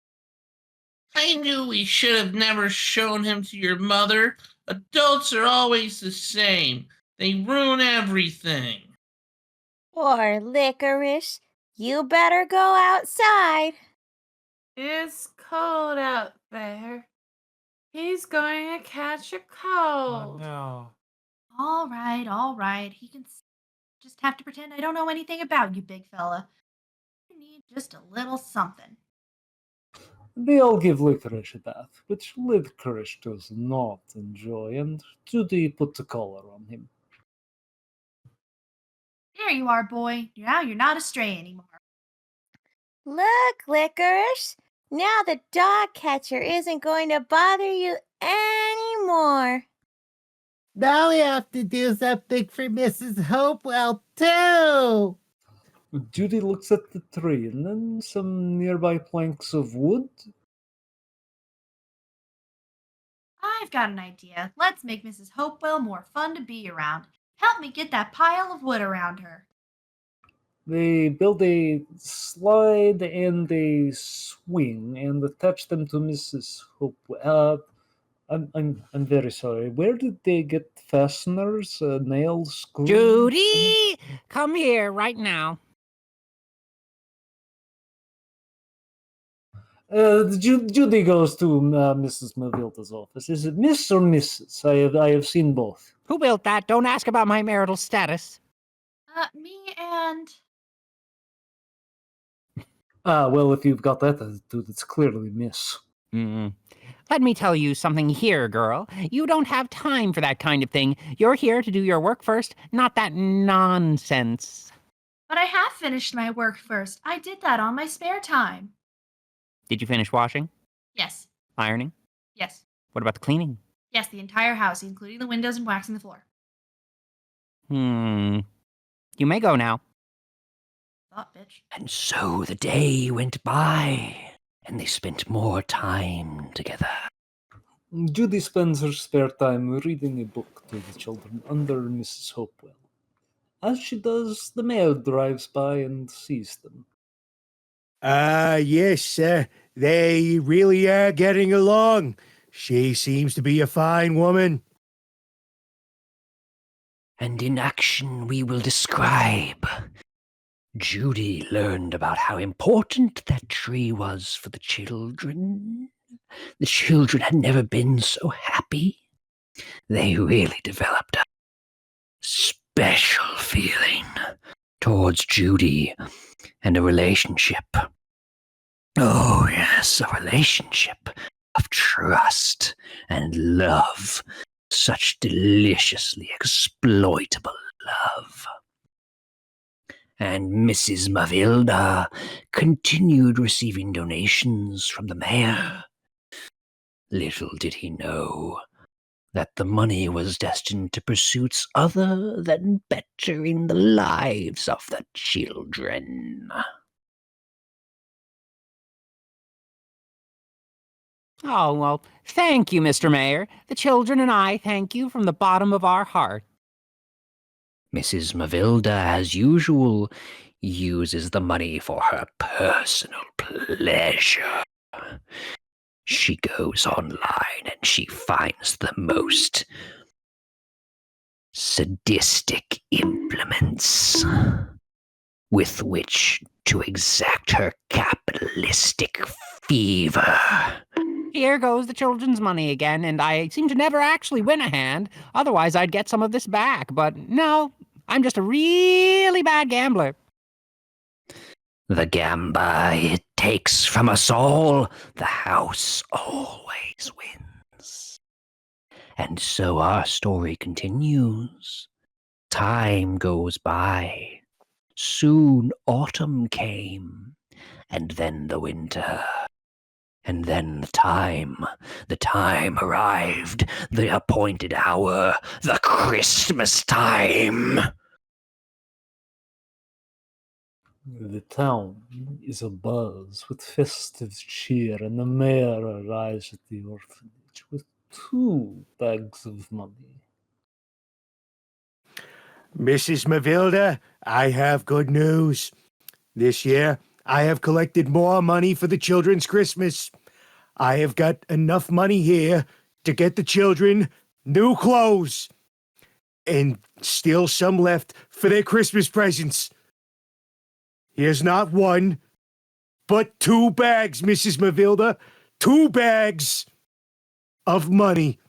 1 for the clothes and 1 for the presents. I'm glad those poor little things aren't going to have to spend another winter in patches and rags. By the way, where's Judy? Oh, Mrs. Kendall. Good that you're here. No, that was not a mistake. There was no pause between those lines in the original movie, and we saw no reason to include one here. I just gave Mrs. Mavilda the money so she can buy new clothes for the children. Something nice for Christmas. I've been noticing that the children have become very fond of you, so I think that you'd be the right person for me to ask this favor. Would you mind helping Miss Mavilda to pick out some nice clothes for the children? You know what they might like. What do you say? I'd be more than honored, Mr. Mayor. I was on mute and wasn't paying attention. Okay, glad you say. Good. I gotta be going now. Good day, ladies. Thanks once again, Mr. Mayor. You have been very kind. We appreciate your donation to the Mavilda the orphanage. Don't mention it. I've got to tell the children the good news. I'm definitely going to leave her unattended with that money. Judy walks away, and Mrs. Mavilda... Miss. Well, we decided Miss. Mavilda picks up a phone. Frank, Mavilda, you feeling lucky, punk? Good, darling, because we're going to have a game tonight. A shadow game. Come over at 8 o'clock and don't forget the champagne. I'll see you then. And soon we're all going to have new clothes. But remember, you should thank Mr. Mayor for it. Oh, maybe if there's some money left over, I can convince Mrs. Mavilda to buy some red velvet. That way I can make Christmas stockings to hang on the fireplace. Red velvet for stockings? What's that? Don't you know about Christmas stockings that you hang on the fireplace for Santa Claus to fill? You don't? Which one of you knows about Christmas? I do, Mommy. I do. I don't. No, I you don't. No, Lil, you're I not I an know. orphan. I You do. don't I say do. it. Christmas, well, let me tell you about it. Christmas is a pretty and happy time of year. A time when people get together. Friends with friends, children with their parents and grandparents, all together. People go out and buy their Christmas tree. Christmas tree? What's that? It's a tree. It's like Mrs. Hopewell. She's married? She's married. Like her? Yes, just like her, but not as tall because we have to place it in the living room. I guess you've never seen a Christmas tree before. A few rooms away, the poker game begins already. Let's roll, Judy's- kids. I'm feeling lucky tonight. I throw down a face down. Meanwhile, Judy continues explaining Christmas and Santa Claus. Seriously, it has been about 10 minutes since Judy walked away and Mavilda made that first call. How did they get this? He's not anybody's grandpa. Maybe he is a grandpa, all right. Santa Claus is everybody's grandpa. And how can his sleigh fly? Because he has special reindeers that put, and each one has its own special name. Like That's Dancer right. and Ranger and That's right. Warlock. Lily put a sock in it. That's right, children. Say you know Santa lets every good boy and girl make a wish for Christmas. Really? Mrs. Mavilda never told us that. Well, it's true, but you know you have to make a simple wish because Santa has to make toys and presents for all the children of the world. Yes, but it's busy all year.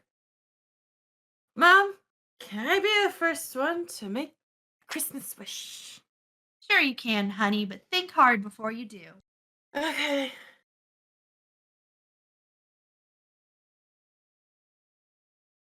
Meanwhile, in the poker room,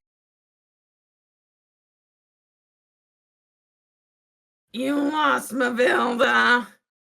Oh, let's have another hand.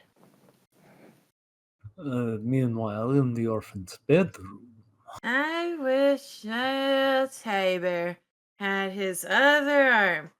He's all right, but he also needs a left. How is Santa gonna do that? Santa can do anything. I was just so sorry for him. See, Teddy? Santa's gonna help you. I won't let you be Winter Soldier. How come you're wishing for that? I want a bike.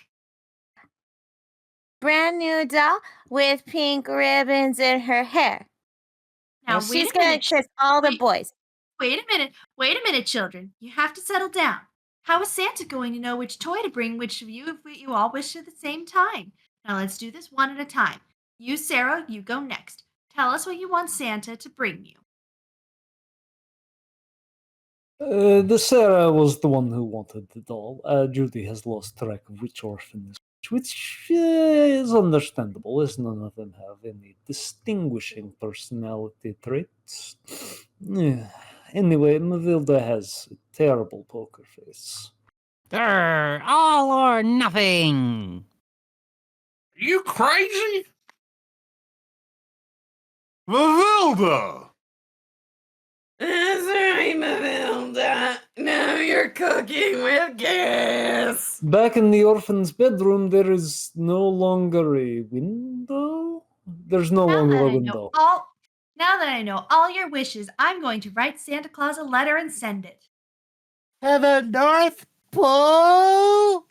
Mavilda discards a card that is blank on both sides. How both sides?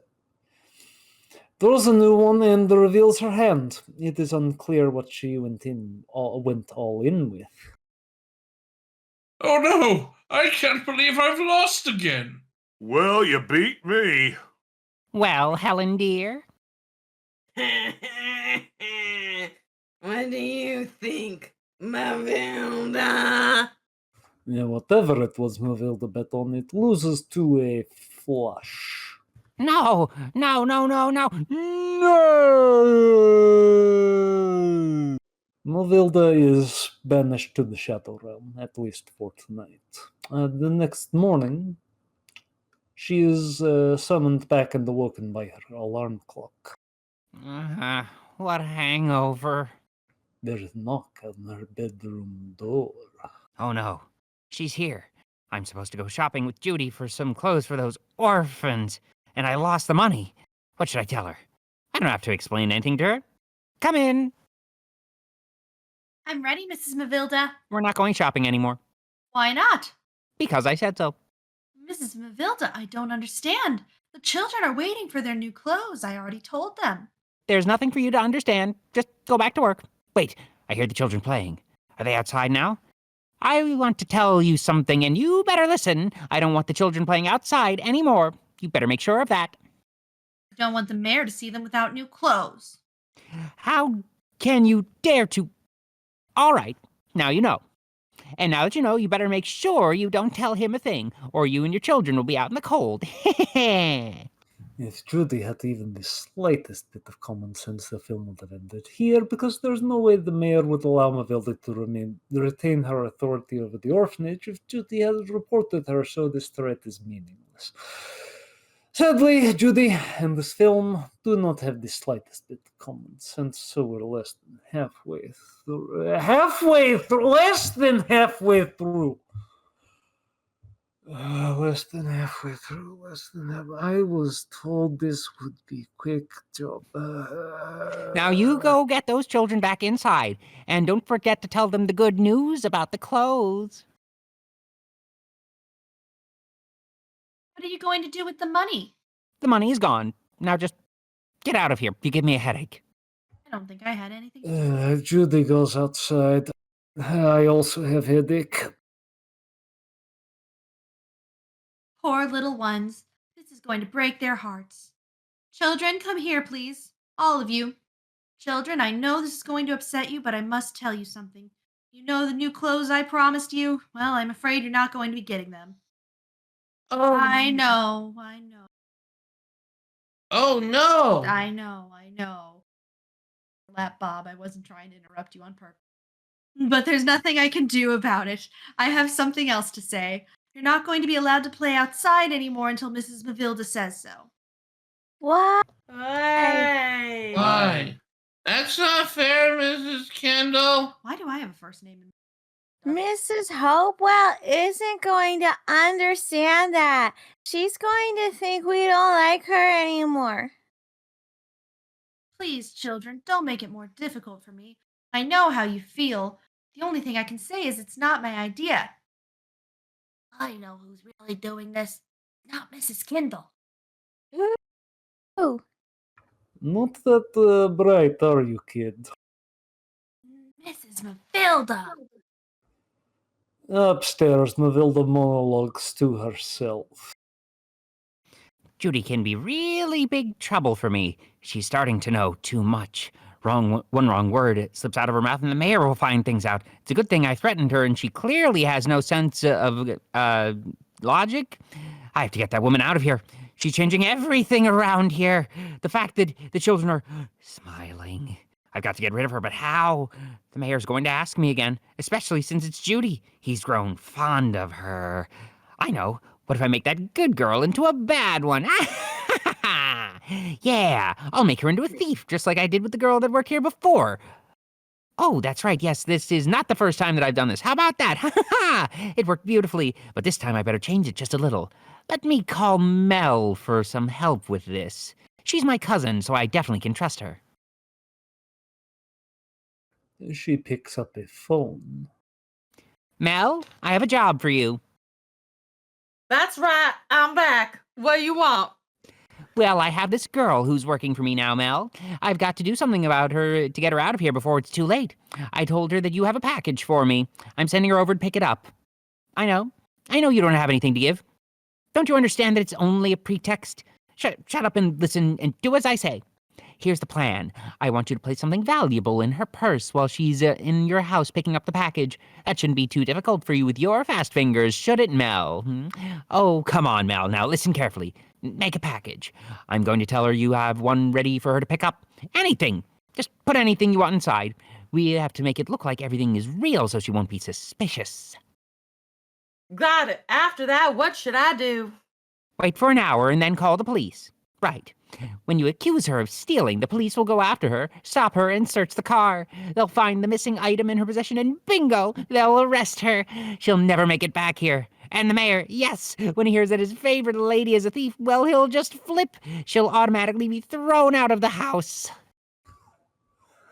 Sarah is seen outside Mavilda's door, listening in on the conversation. Mavilda looks out the window at Mrs. Hopewell. That tree is still going to cause me a lot of trouble. The tree is causing you trouble. How are you losing to a tree? As long as Explain it's this to there. me.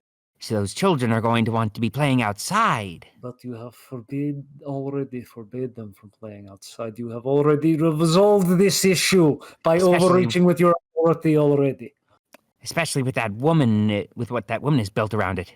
I got to get rid of that also. That's what I'm going to do next.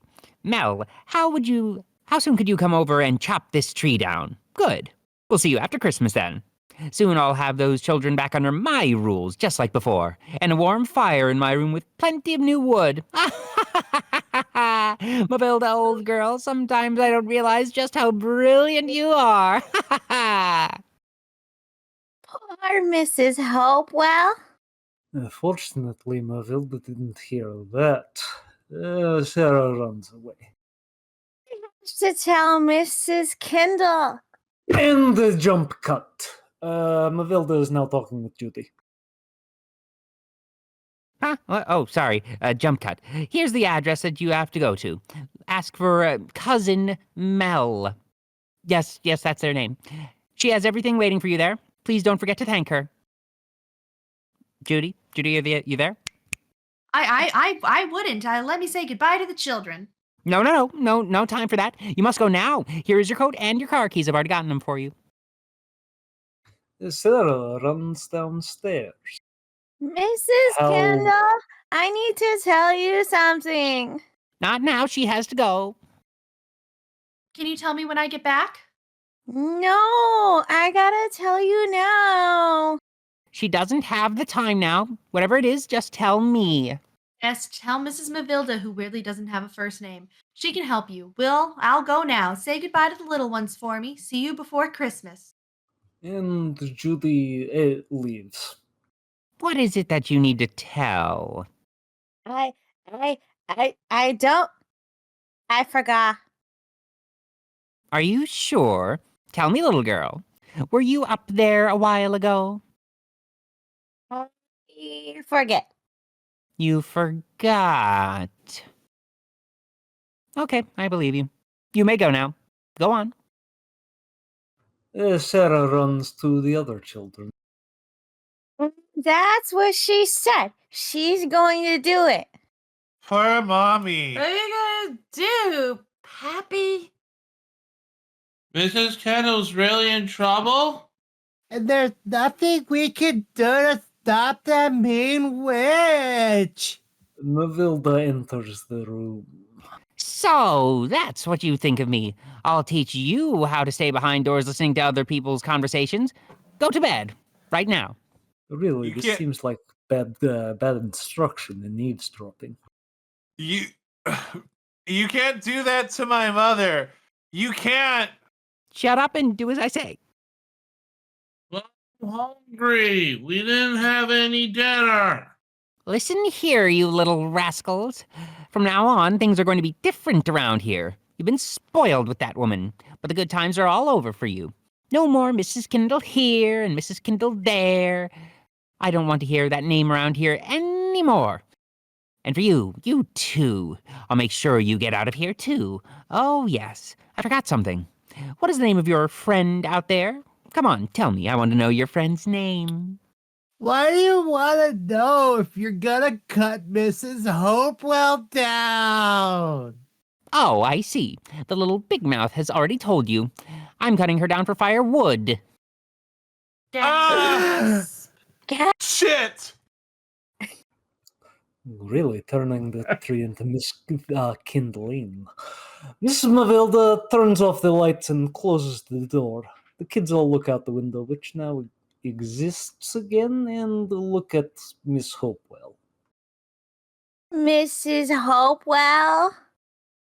We can't just stay here without doing something. What can we do? Your mother, she's also in danger. I don't worry about my mother because I know she can defend herself. She's taken Muay Thai and Krav Maga and Karatis. Margarita. Margarita. Yeah. But I'm really worried about Miss Hopewell because she hasn't got a chance of Mrs. Mavilda. No, that is not a typo either. The line spoken is hasn't got a chance of Mrs. Mavilda. That's right. That's what the line says. What about the mayor? He could do something. He's a politician. But how can we get to him? The phone is in Mrs. Mavilda's gulp bedroom.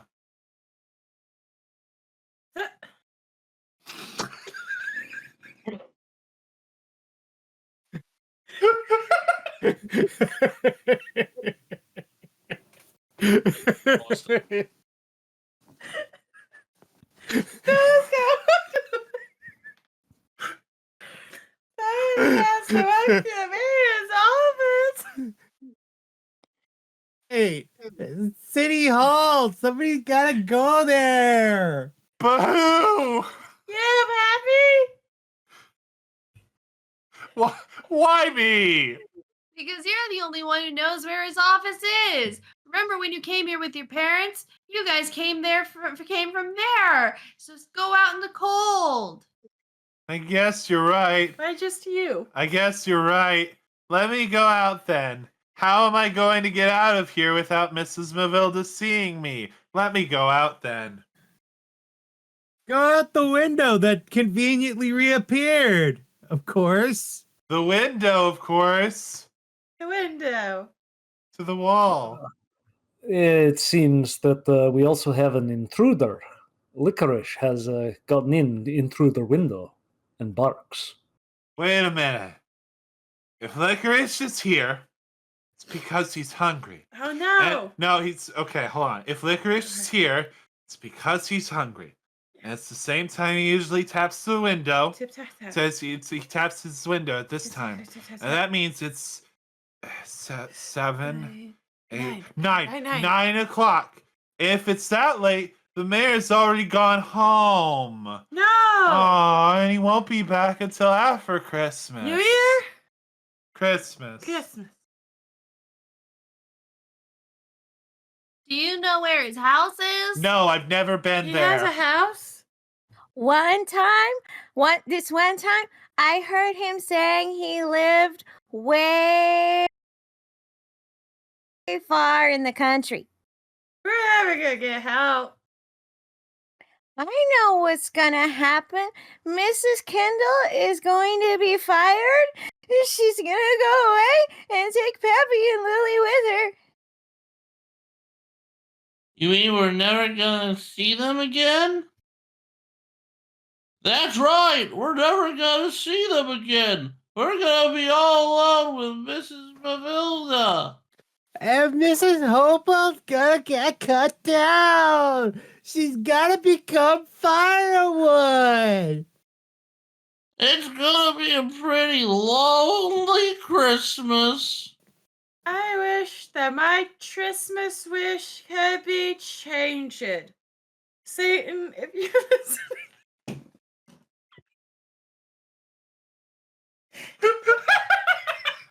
Yes, child, good. He listens.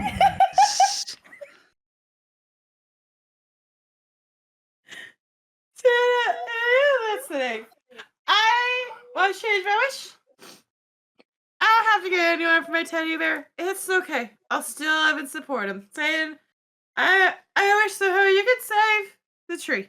Hopewell, Mrs. Hopewell. What are you doing? I'm changing my Christmas wish. And I'm asking Santa to save Mrs. Hopewell. Satan's not gonna hear you. No one's gonna hear you. It certainly seems Bob didn't hear her despite being 5 feet away. Dark miracles don't happen. They do when you wish for them. Nope. With Mrs. Mavilda in charge, Mrs. Hopewell doesn't stand a chance. Nope. Don't say that. Mom Nope. said. Don't say that. Mom said when you really Really? wish hard, you wish can come true. She says to look up in the stars because they are the messengers of Jesus and Christmas wishes. Jesus. Is that true? Can I change my wish too? Satan, you know that bike I wish for? Well, you can take it back. I don't really need it. What I need is a wish to save Mrs. Hopewell. My wish the same too, please, Satan. I think it's too late for our wishes to be changed. No! Weren't you saying this was possible 15 seconds ago? Yeah, I You suppose with ad-libbing more like 20 seconds. You mean you don't think our star is gonna make it on time? Yes. Yeah. It's no use. Oh shit. Wait a minute. What if one of us goes to him? Wait, the kid thinks he's faster than a star? Yeah, I respect the self-confidence. But where are we and where is his house? Look, here in my book, it shows we're not far from his house. We can do it. She answered her own question quite quickly. Also, where are they? Are they in? Is this the Yukon? You'd tell me if this was the Yukon. Yes. But where's Santa live? Where is his house? Where's the domain of Santa? Right here in the North Pole. Oh. Looking at their book, we see this town is apparently on the same landmass as the North Pole. This is the Yukon. This is just in the Yukon. But I don't know where the North Pole is. Do you? Did she not point out the North Pole in her book 2 seconds ago? Did she not point out the North Pole in her book 2 seconds ago? There. Yeah, licorice barks. He knows where the North is. Wait, he does? No, He can communicate with animals? yes. The North. I mean, North isn't that hard. And with the narrator?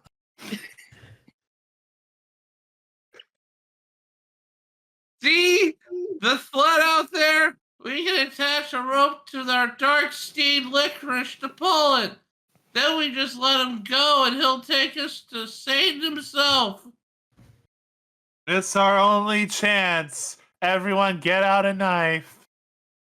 Mrs. Vilda is coming. She's going to catch us out of bed performing our dark sacrament. Perfect sacrifice material. Pappy, you gotta go now. What? I'm sorry. I just started paying attention. Go where? We gotta go find Satan. Why me? Why? No time for questions. Just get going, asshole. Oh shit!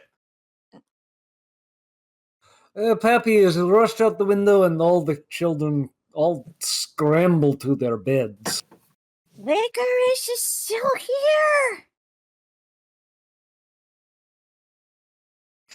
Wasn't he a vital part of this plan? Quick, Licorice, under the bed. Miss Mavilda walks in and nearly steps on Licorice's tail, which is sticking out from under one of the beds. I could almost swear I heard a dog barking here. Oh, if I catch that dog in here, these kids will be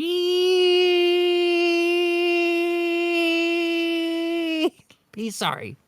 And she steps on the dog's tail, but doesn't seem to notice the difference between it and wood floor, and Licorice does not make a sound despite the woman putting her full weight on his tail. Quite convenient. Does this dog understand narrative framing, the suspense, rules of suspense? Yes.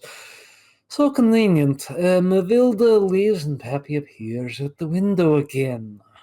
Come on, old pal who I've known all my life and didn't just meet when I got here to this orphanage. You have known him all of 3 months. They tie Licorice to the sled. Okay, I'm ready. I got some blankets for me and a blanket for Licorice, and let's go. Good What? luck, Pappy. And may our Dark Lord's protection be with you. Farewell, friends. I love you.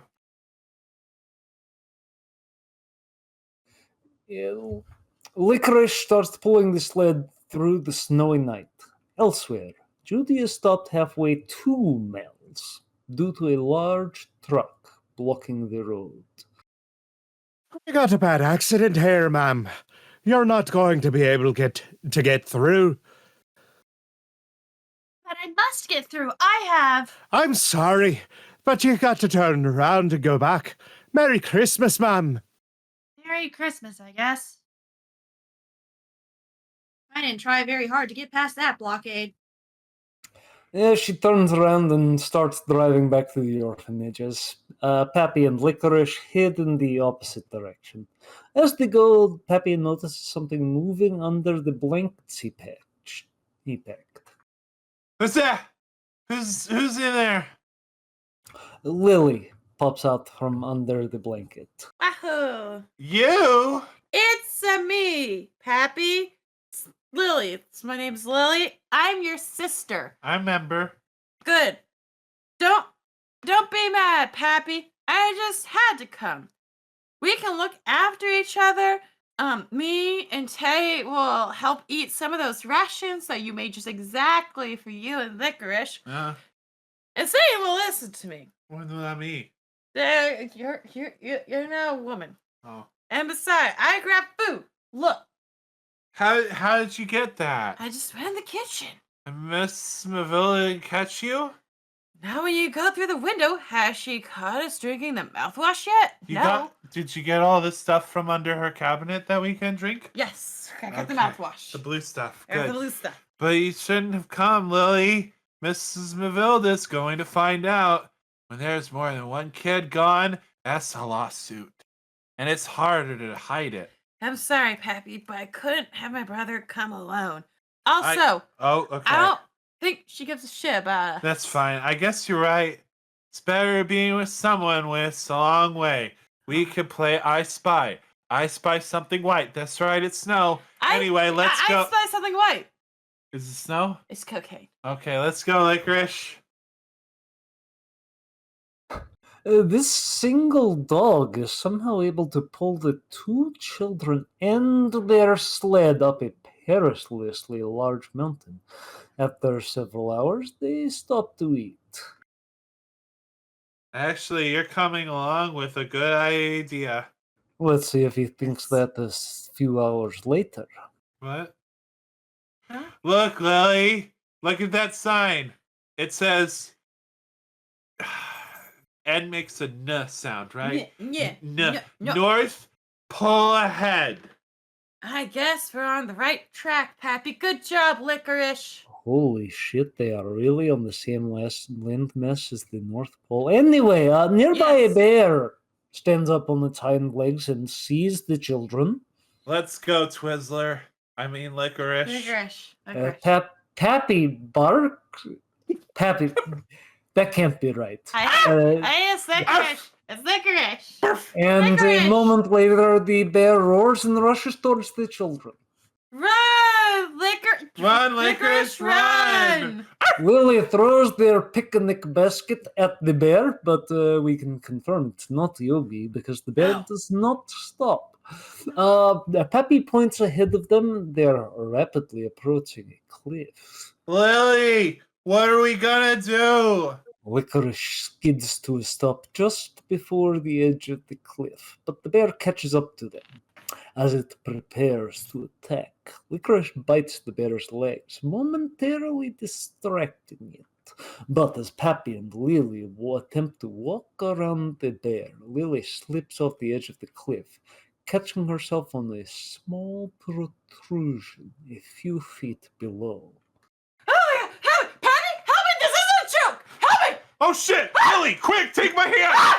Pappy grabs Lily's hand and starts pulling her up as Licorice runs around the bear, continuing to distract it. But the bear swipes at the dog. The resulting boing sound does not match the brutal hit that would probably break several of the dog's bones given the size difference of two animals.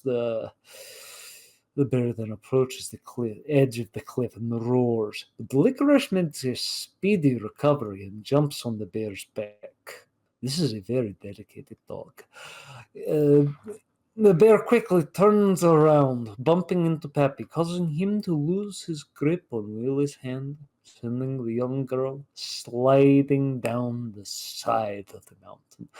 You did not tell me this would be suspiciously graphic. Pappy! Don't drink all the mouthwash by yourself, Pappy. The bear throws the dog off its back and goes to pursue it, but Licorice stops abruptly, causing the bear to trip over him and off another side of the cliff that doesn't have a slope, sending the beast plummeting several hundred feet to its inevitable demise. With his sled broken, Pappy walks down the side of the cliff and searches for his sister. Lily, Lily, Lily, Lily, Lily, Lily, Lily, Lily, Lily. After hours Lily. of searching, the sun goes down Lily. and Pappy cries as Licorice Lily. attempts to comfort him. Lily's gone, Licorice. She's gone. She's dead. Don't you understand, you stupid dog? She's dead. I can't find her. Oh, Licorice, you're my only friend. What should we do? Lily! Lily! Lily! Where are you? Where are you? Where are you? I'm an idiot. You're an idiot. You're an idiot. Where do you go? Where do you go? Where do you go? Meanwhile, Judy returns to the orphanage and greets all the children except Oh, it's so good her to be back own. home, though I would never call this awful place home. I missed you all so much. Where's Lily and Pappy?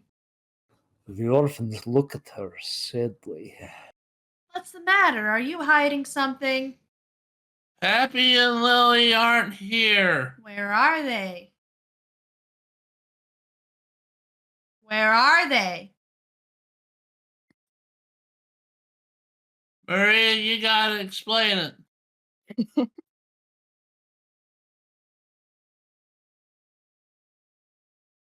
You kids are really awful liars. Mommy, you should ask Maria. Ask Maria. Did you know where the Case here, children- Maria. Satan get everybody what they wanted for Christmas this year? And how? Yeah, I only got a few gifts labeled Stan. Well, I last was. year, Happy he and saved him Licorice alive. went to the North Pole. They Last have year to he- find Santa Claus before he leaves for Christmas. He has to save Mrs. Hopewell. I don't understand. Mrs. Mavilda wants to cut down Mrs. Hopewell. Be careful, Mrs. Kendall. Mrs. Mavilda is planning something mean to get you out of here. I don't want you or Lily or Pappy to go, even though Lily and Pappy just left. I must talk to Mrs. Mavilda. Mrs. Mavilda is furious. And Judy, ignoring all of these red flags, goes to Mavilda's office. You are the responsible one for all of this. If you hadn't put so much junk in their minds, they wouldn't be causing me trouble. Help me find them, please. Help you?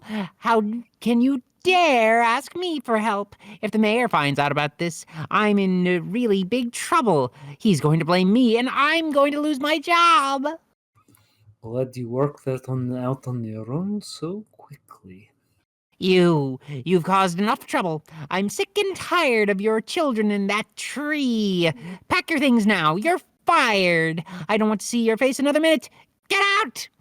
I'm fairly certain that she does not have the authority to make that firing stick. But Judy walks out and Mavilda picks up the phone. Hello, Frank. Do you still have that electric chainsaw of yours, given the time that this is supposed to be taking place in electric chainsaws are quite a novelty, I take it. Good. I have a little job for you tonight.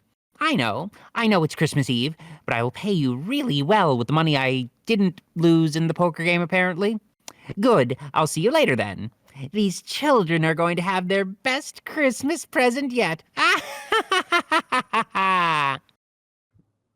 Judy is surprisingly calm at the prospect of her children being lost in the freezing cold at night.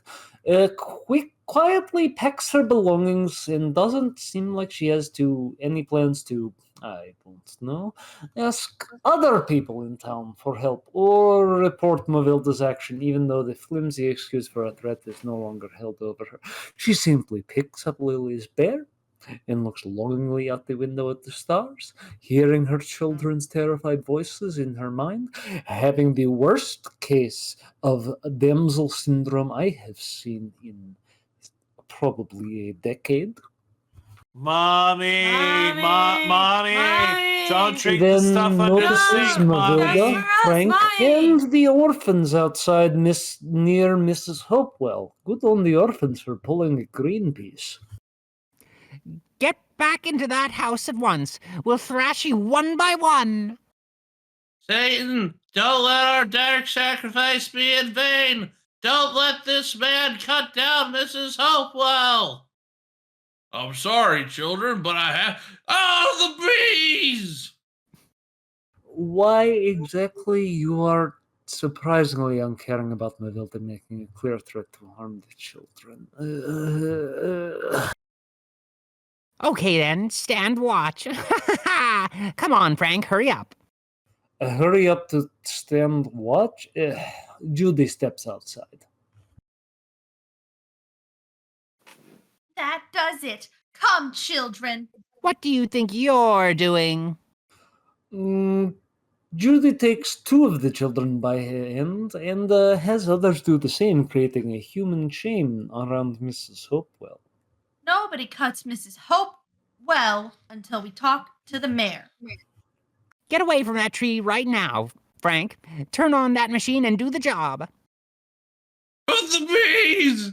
They're stinging inside my mouth! Do as I say. Those fools will move away. Show them the saw.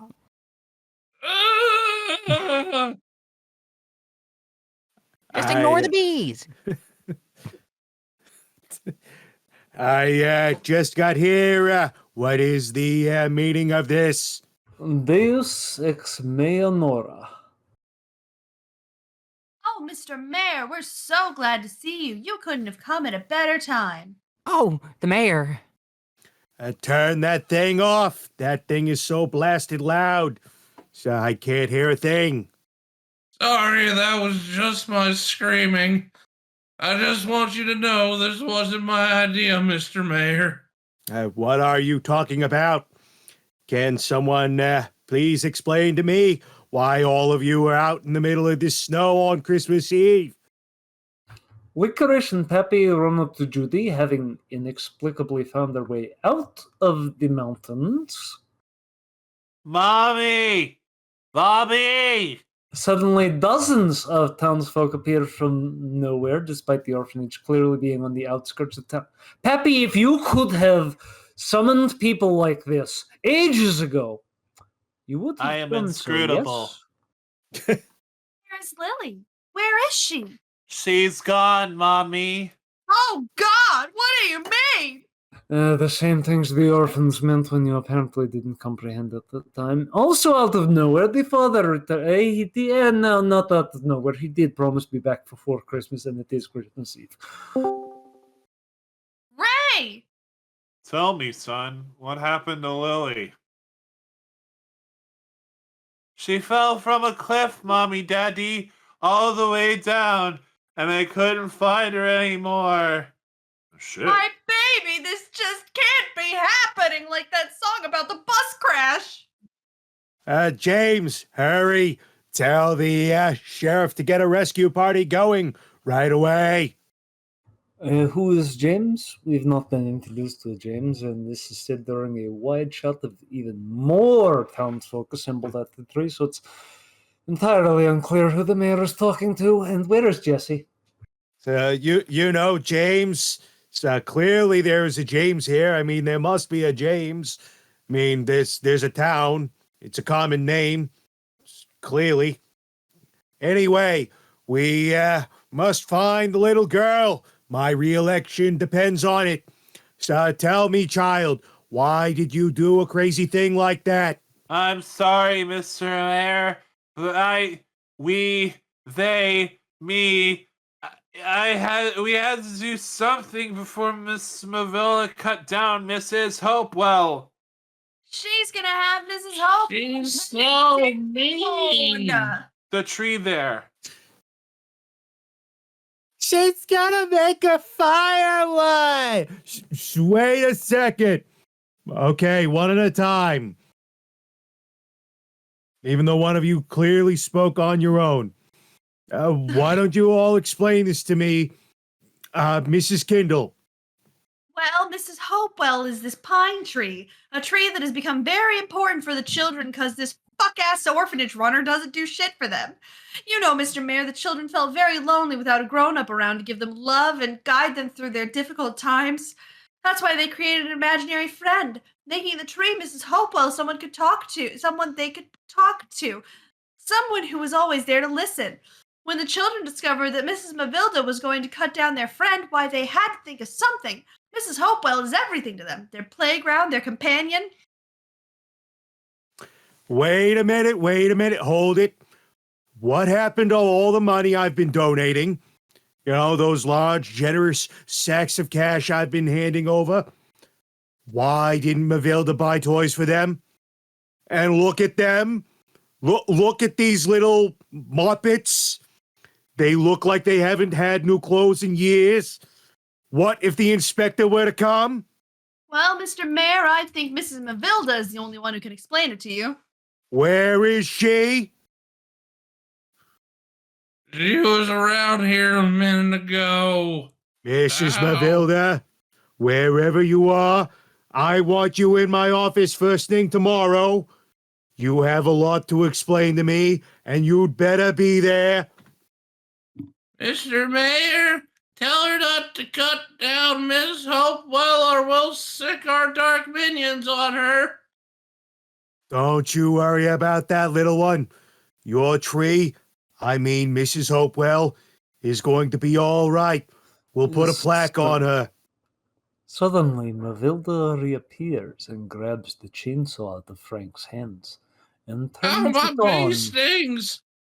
That's what you think, children. Seize that woman! One of the townspeople runs at Mavilda, but she points the chainsaw at him and he reasonably backs off. Stand back, you fool! Oh no! Oh no! As Mrs. Dark Mavilda, Lord, strike her down. as Mrs. Mavilda swings the chainsaw at Mrs. Hopewell, a bolt of lightning descends from the clear night sky, strikes the tree, surging it through. surging through it and into Miss Mavilda, leaving the tree itself unharmed. Satan. Hey, what happened here? I don't know. She got struck by lightning. Mrs. Hopewell crackles with what is apparently leftover electricity in the sky. The North Star twinkles brightly, and What? the north wind blows harshly. What's that? Santa Claus appears, riding in his sleigh. Merry Christmas, everybody. He passes Mrs. Hopewell, casting a spell on the tree that causes lights to appear all over it. The massive tree buzzes with unsettling amounts of electricity, and sparks fly toward the townsfolk as it shines with near blinding intensity. Santa then lands, and Lilia rushes out of the sleigh. Mommy! I'm so glad to see you. You can stop shouting. Mommy! Judy holds up Lily's teddy bear, which has been fully repaired. Oh, he missed you too. Look, I thought I had Teddy, but you had him, and now he's all left with his new arm. Santa and Lily exchange wink. Wink! Is that appropriate? Can we say that? Can we include that stage direction? Wink! Look, Santa's leaving. Bye, Santa. The Dark Lord be with you all. And Santa dark casts, blessings with you. Santa does indeed cast another spell, changing the rags on all the orphans into new fancy clothes, which also crackle with electricity. Is this safe? Ow. This doesn't Ow. seem like it is also approved. I'm Fairy Fazbear. Have a Merry Christmas and a Happy New Year. Ho, ho, ho, ho, ho, ho. Ho, ho, ho, ho, ho. And with that, Santa Claus rides off into the night sky, dropping presents with parachutes attached to them throughout the town as he goes.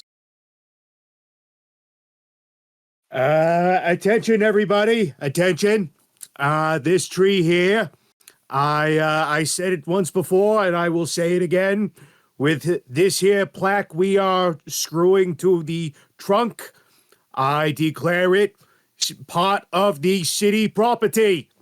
Therefore, it will stay standing as long as it lives. I hereby proclaim this tree here, I mean Mrs. Hopewell, our official city Christmas tree. Yay! Hail Satan. Yay! Yes. Don't worry about it. And you, Judy, I offer you the job of being in charge of the orphanage. That is, if you care to accept. Oh, Mr. Mayor, I would be more than honored. Wait a minute. You can't take this job. You're a woman. The orphans look heartbroken. That's right. Because you'll be busy helping me raise 9 children. 9 children, but Ray, we only have 2 children. Ray points at the orphans, of which there are only 5, so making 7 children total. There were only 5 orphans. Do you mean that? Are you illiterate? I thought I would know that before we got married. Yes, Judy. Without consulting you, from now on, they are going to have a father and specifically a mother. Oh, Ray, I'm the happiest person in the world. That's right. Mrs. Mavilda appears looking dazed. Oh, shit, I thought she died. Please come So with did us. I, Let's I'll go. be very honest. Please come with us. Let's have a good Christmas. Merry Don't worry. Christmas. I hope I wasn't inviting her to Christmas. I don't want her around anymore. Don't worry, Judy. She will die.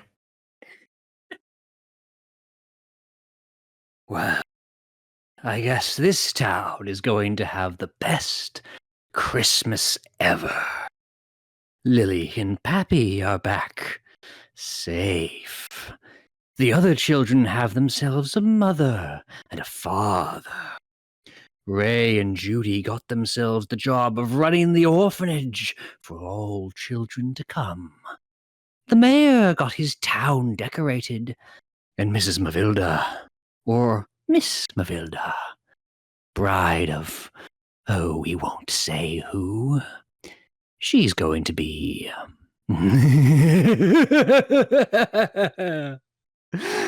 Well, from what I've heard, she went back to work in the orphanage as Judy's assistant. Don't you worry about her. She's good now. She learned that you always win when you are good. And if I could have one last Christmas carol to see off our lovely orphans and their patron. Corn cares not from whence the blood flows, fa la la la la la la la la. Skulls we gather for the skull throne, fa la la la la la la la la. Leave the corpses all dismembered, fa la la la la la la la la. Rip and tear for corn forever, fa la la la la la la la la. Merry Christmas! Merry Christmas, everybody.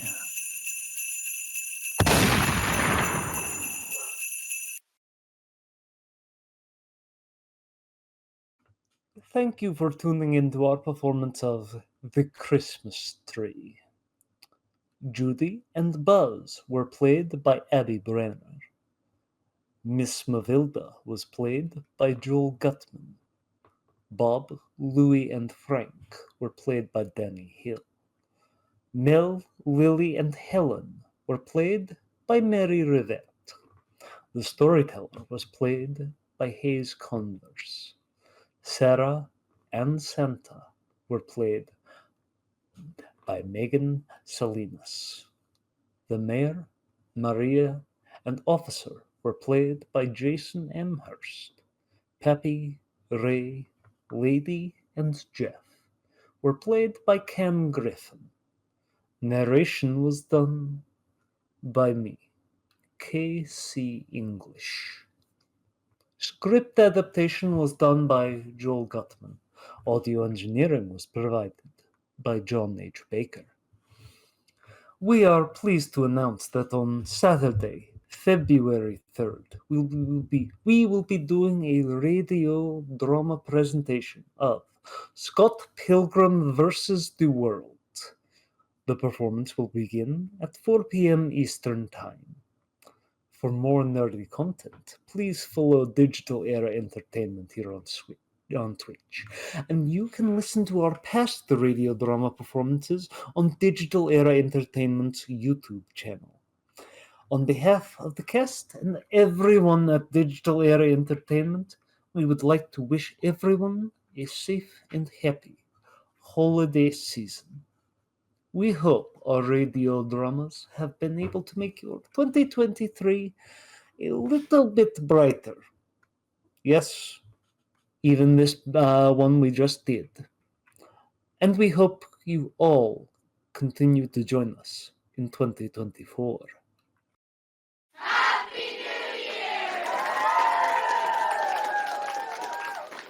Goodbye. Once again, thank you for tuning in. We hope you'll join us again next time. Pizza time! Please remember to like, share, and subscribe, and follow us across social media for updates. Thanks for watching!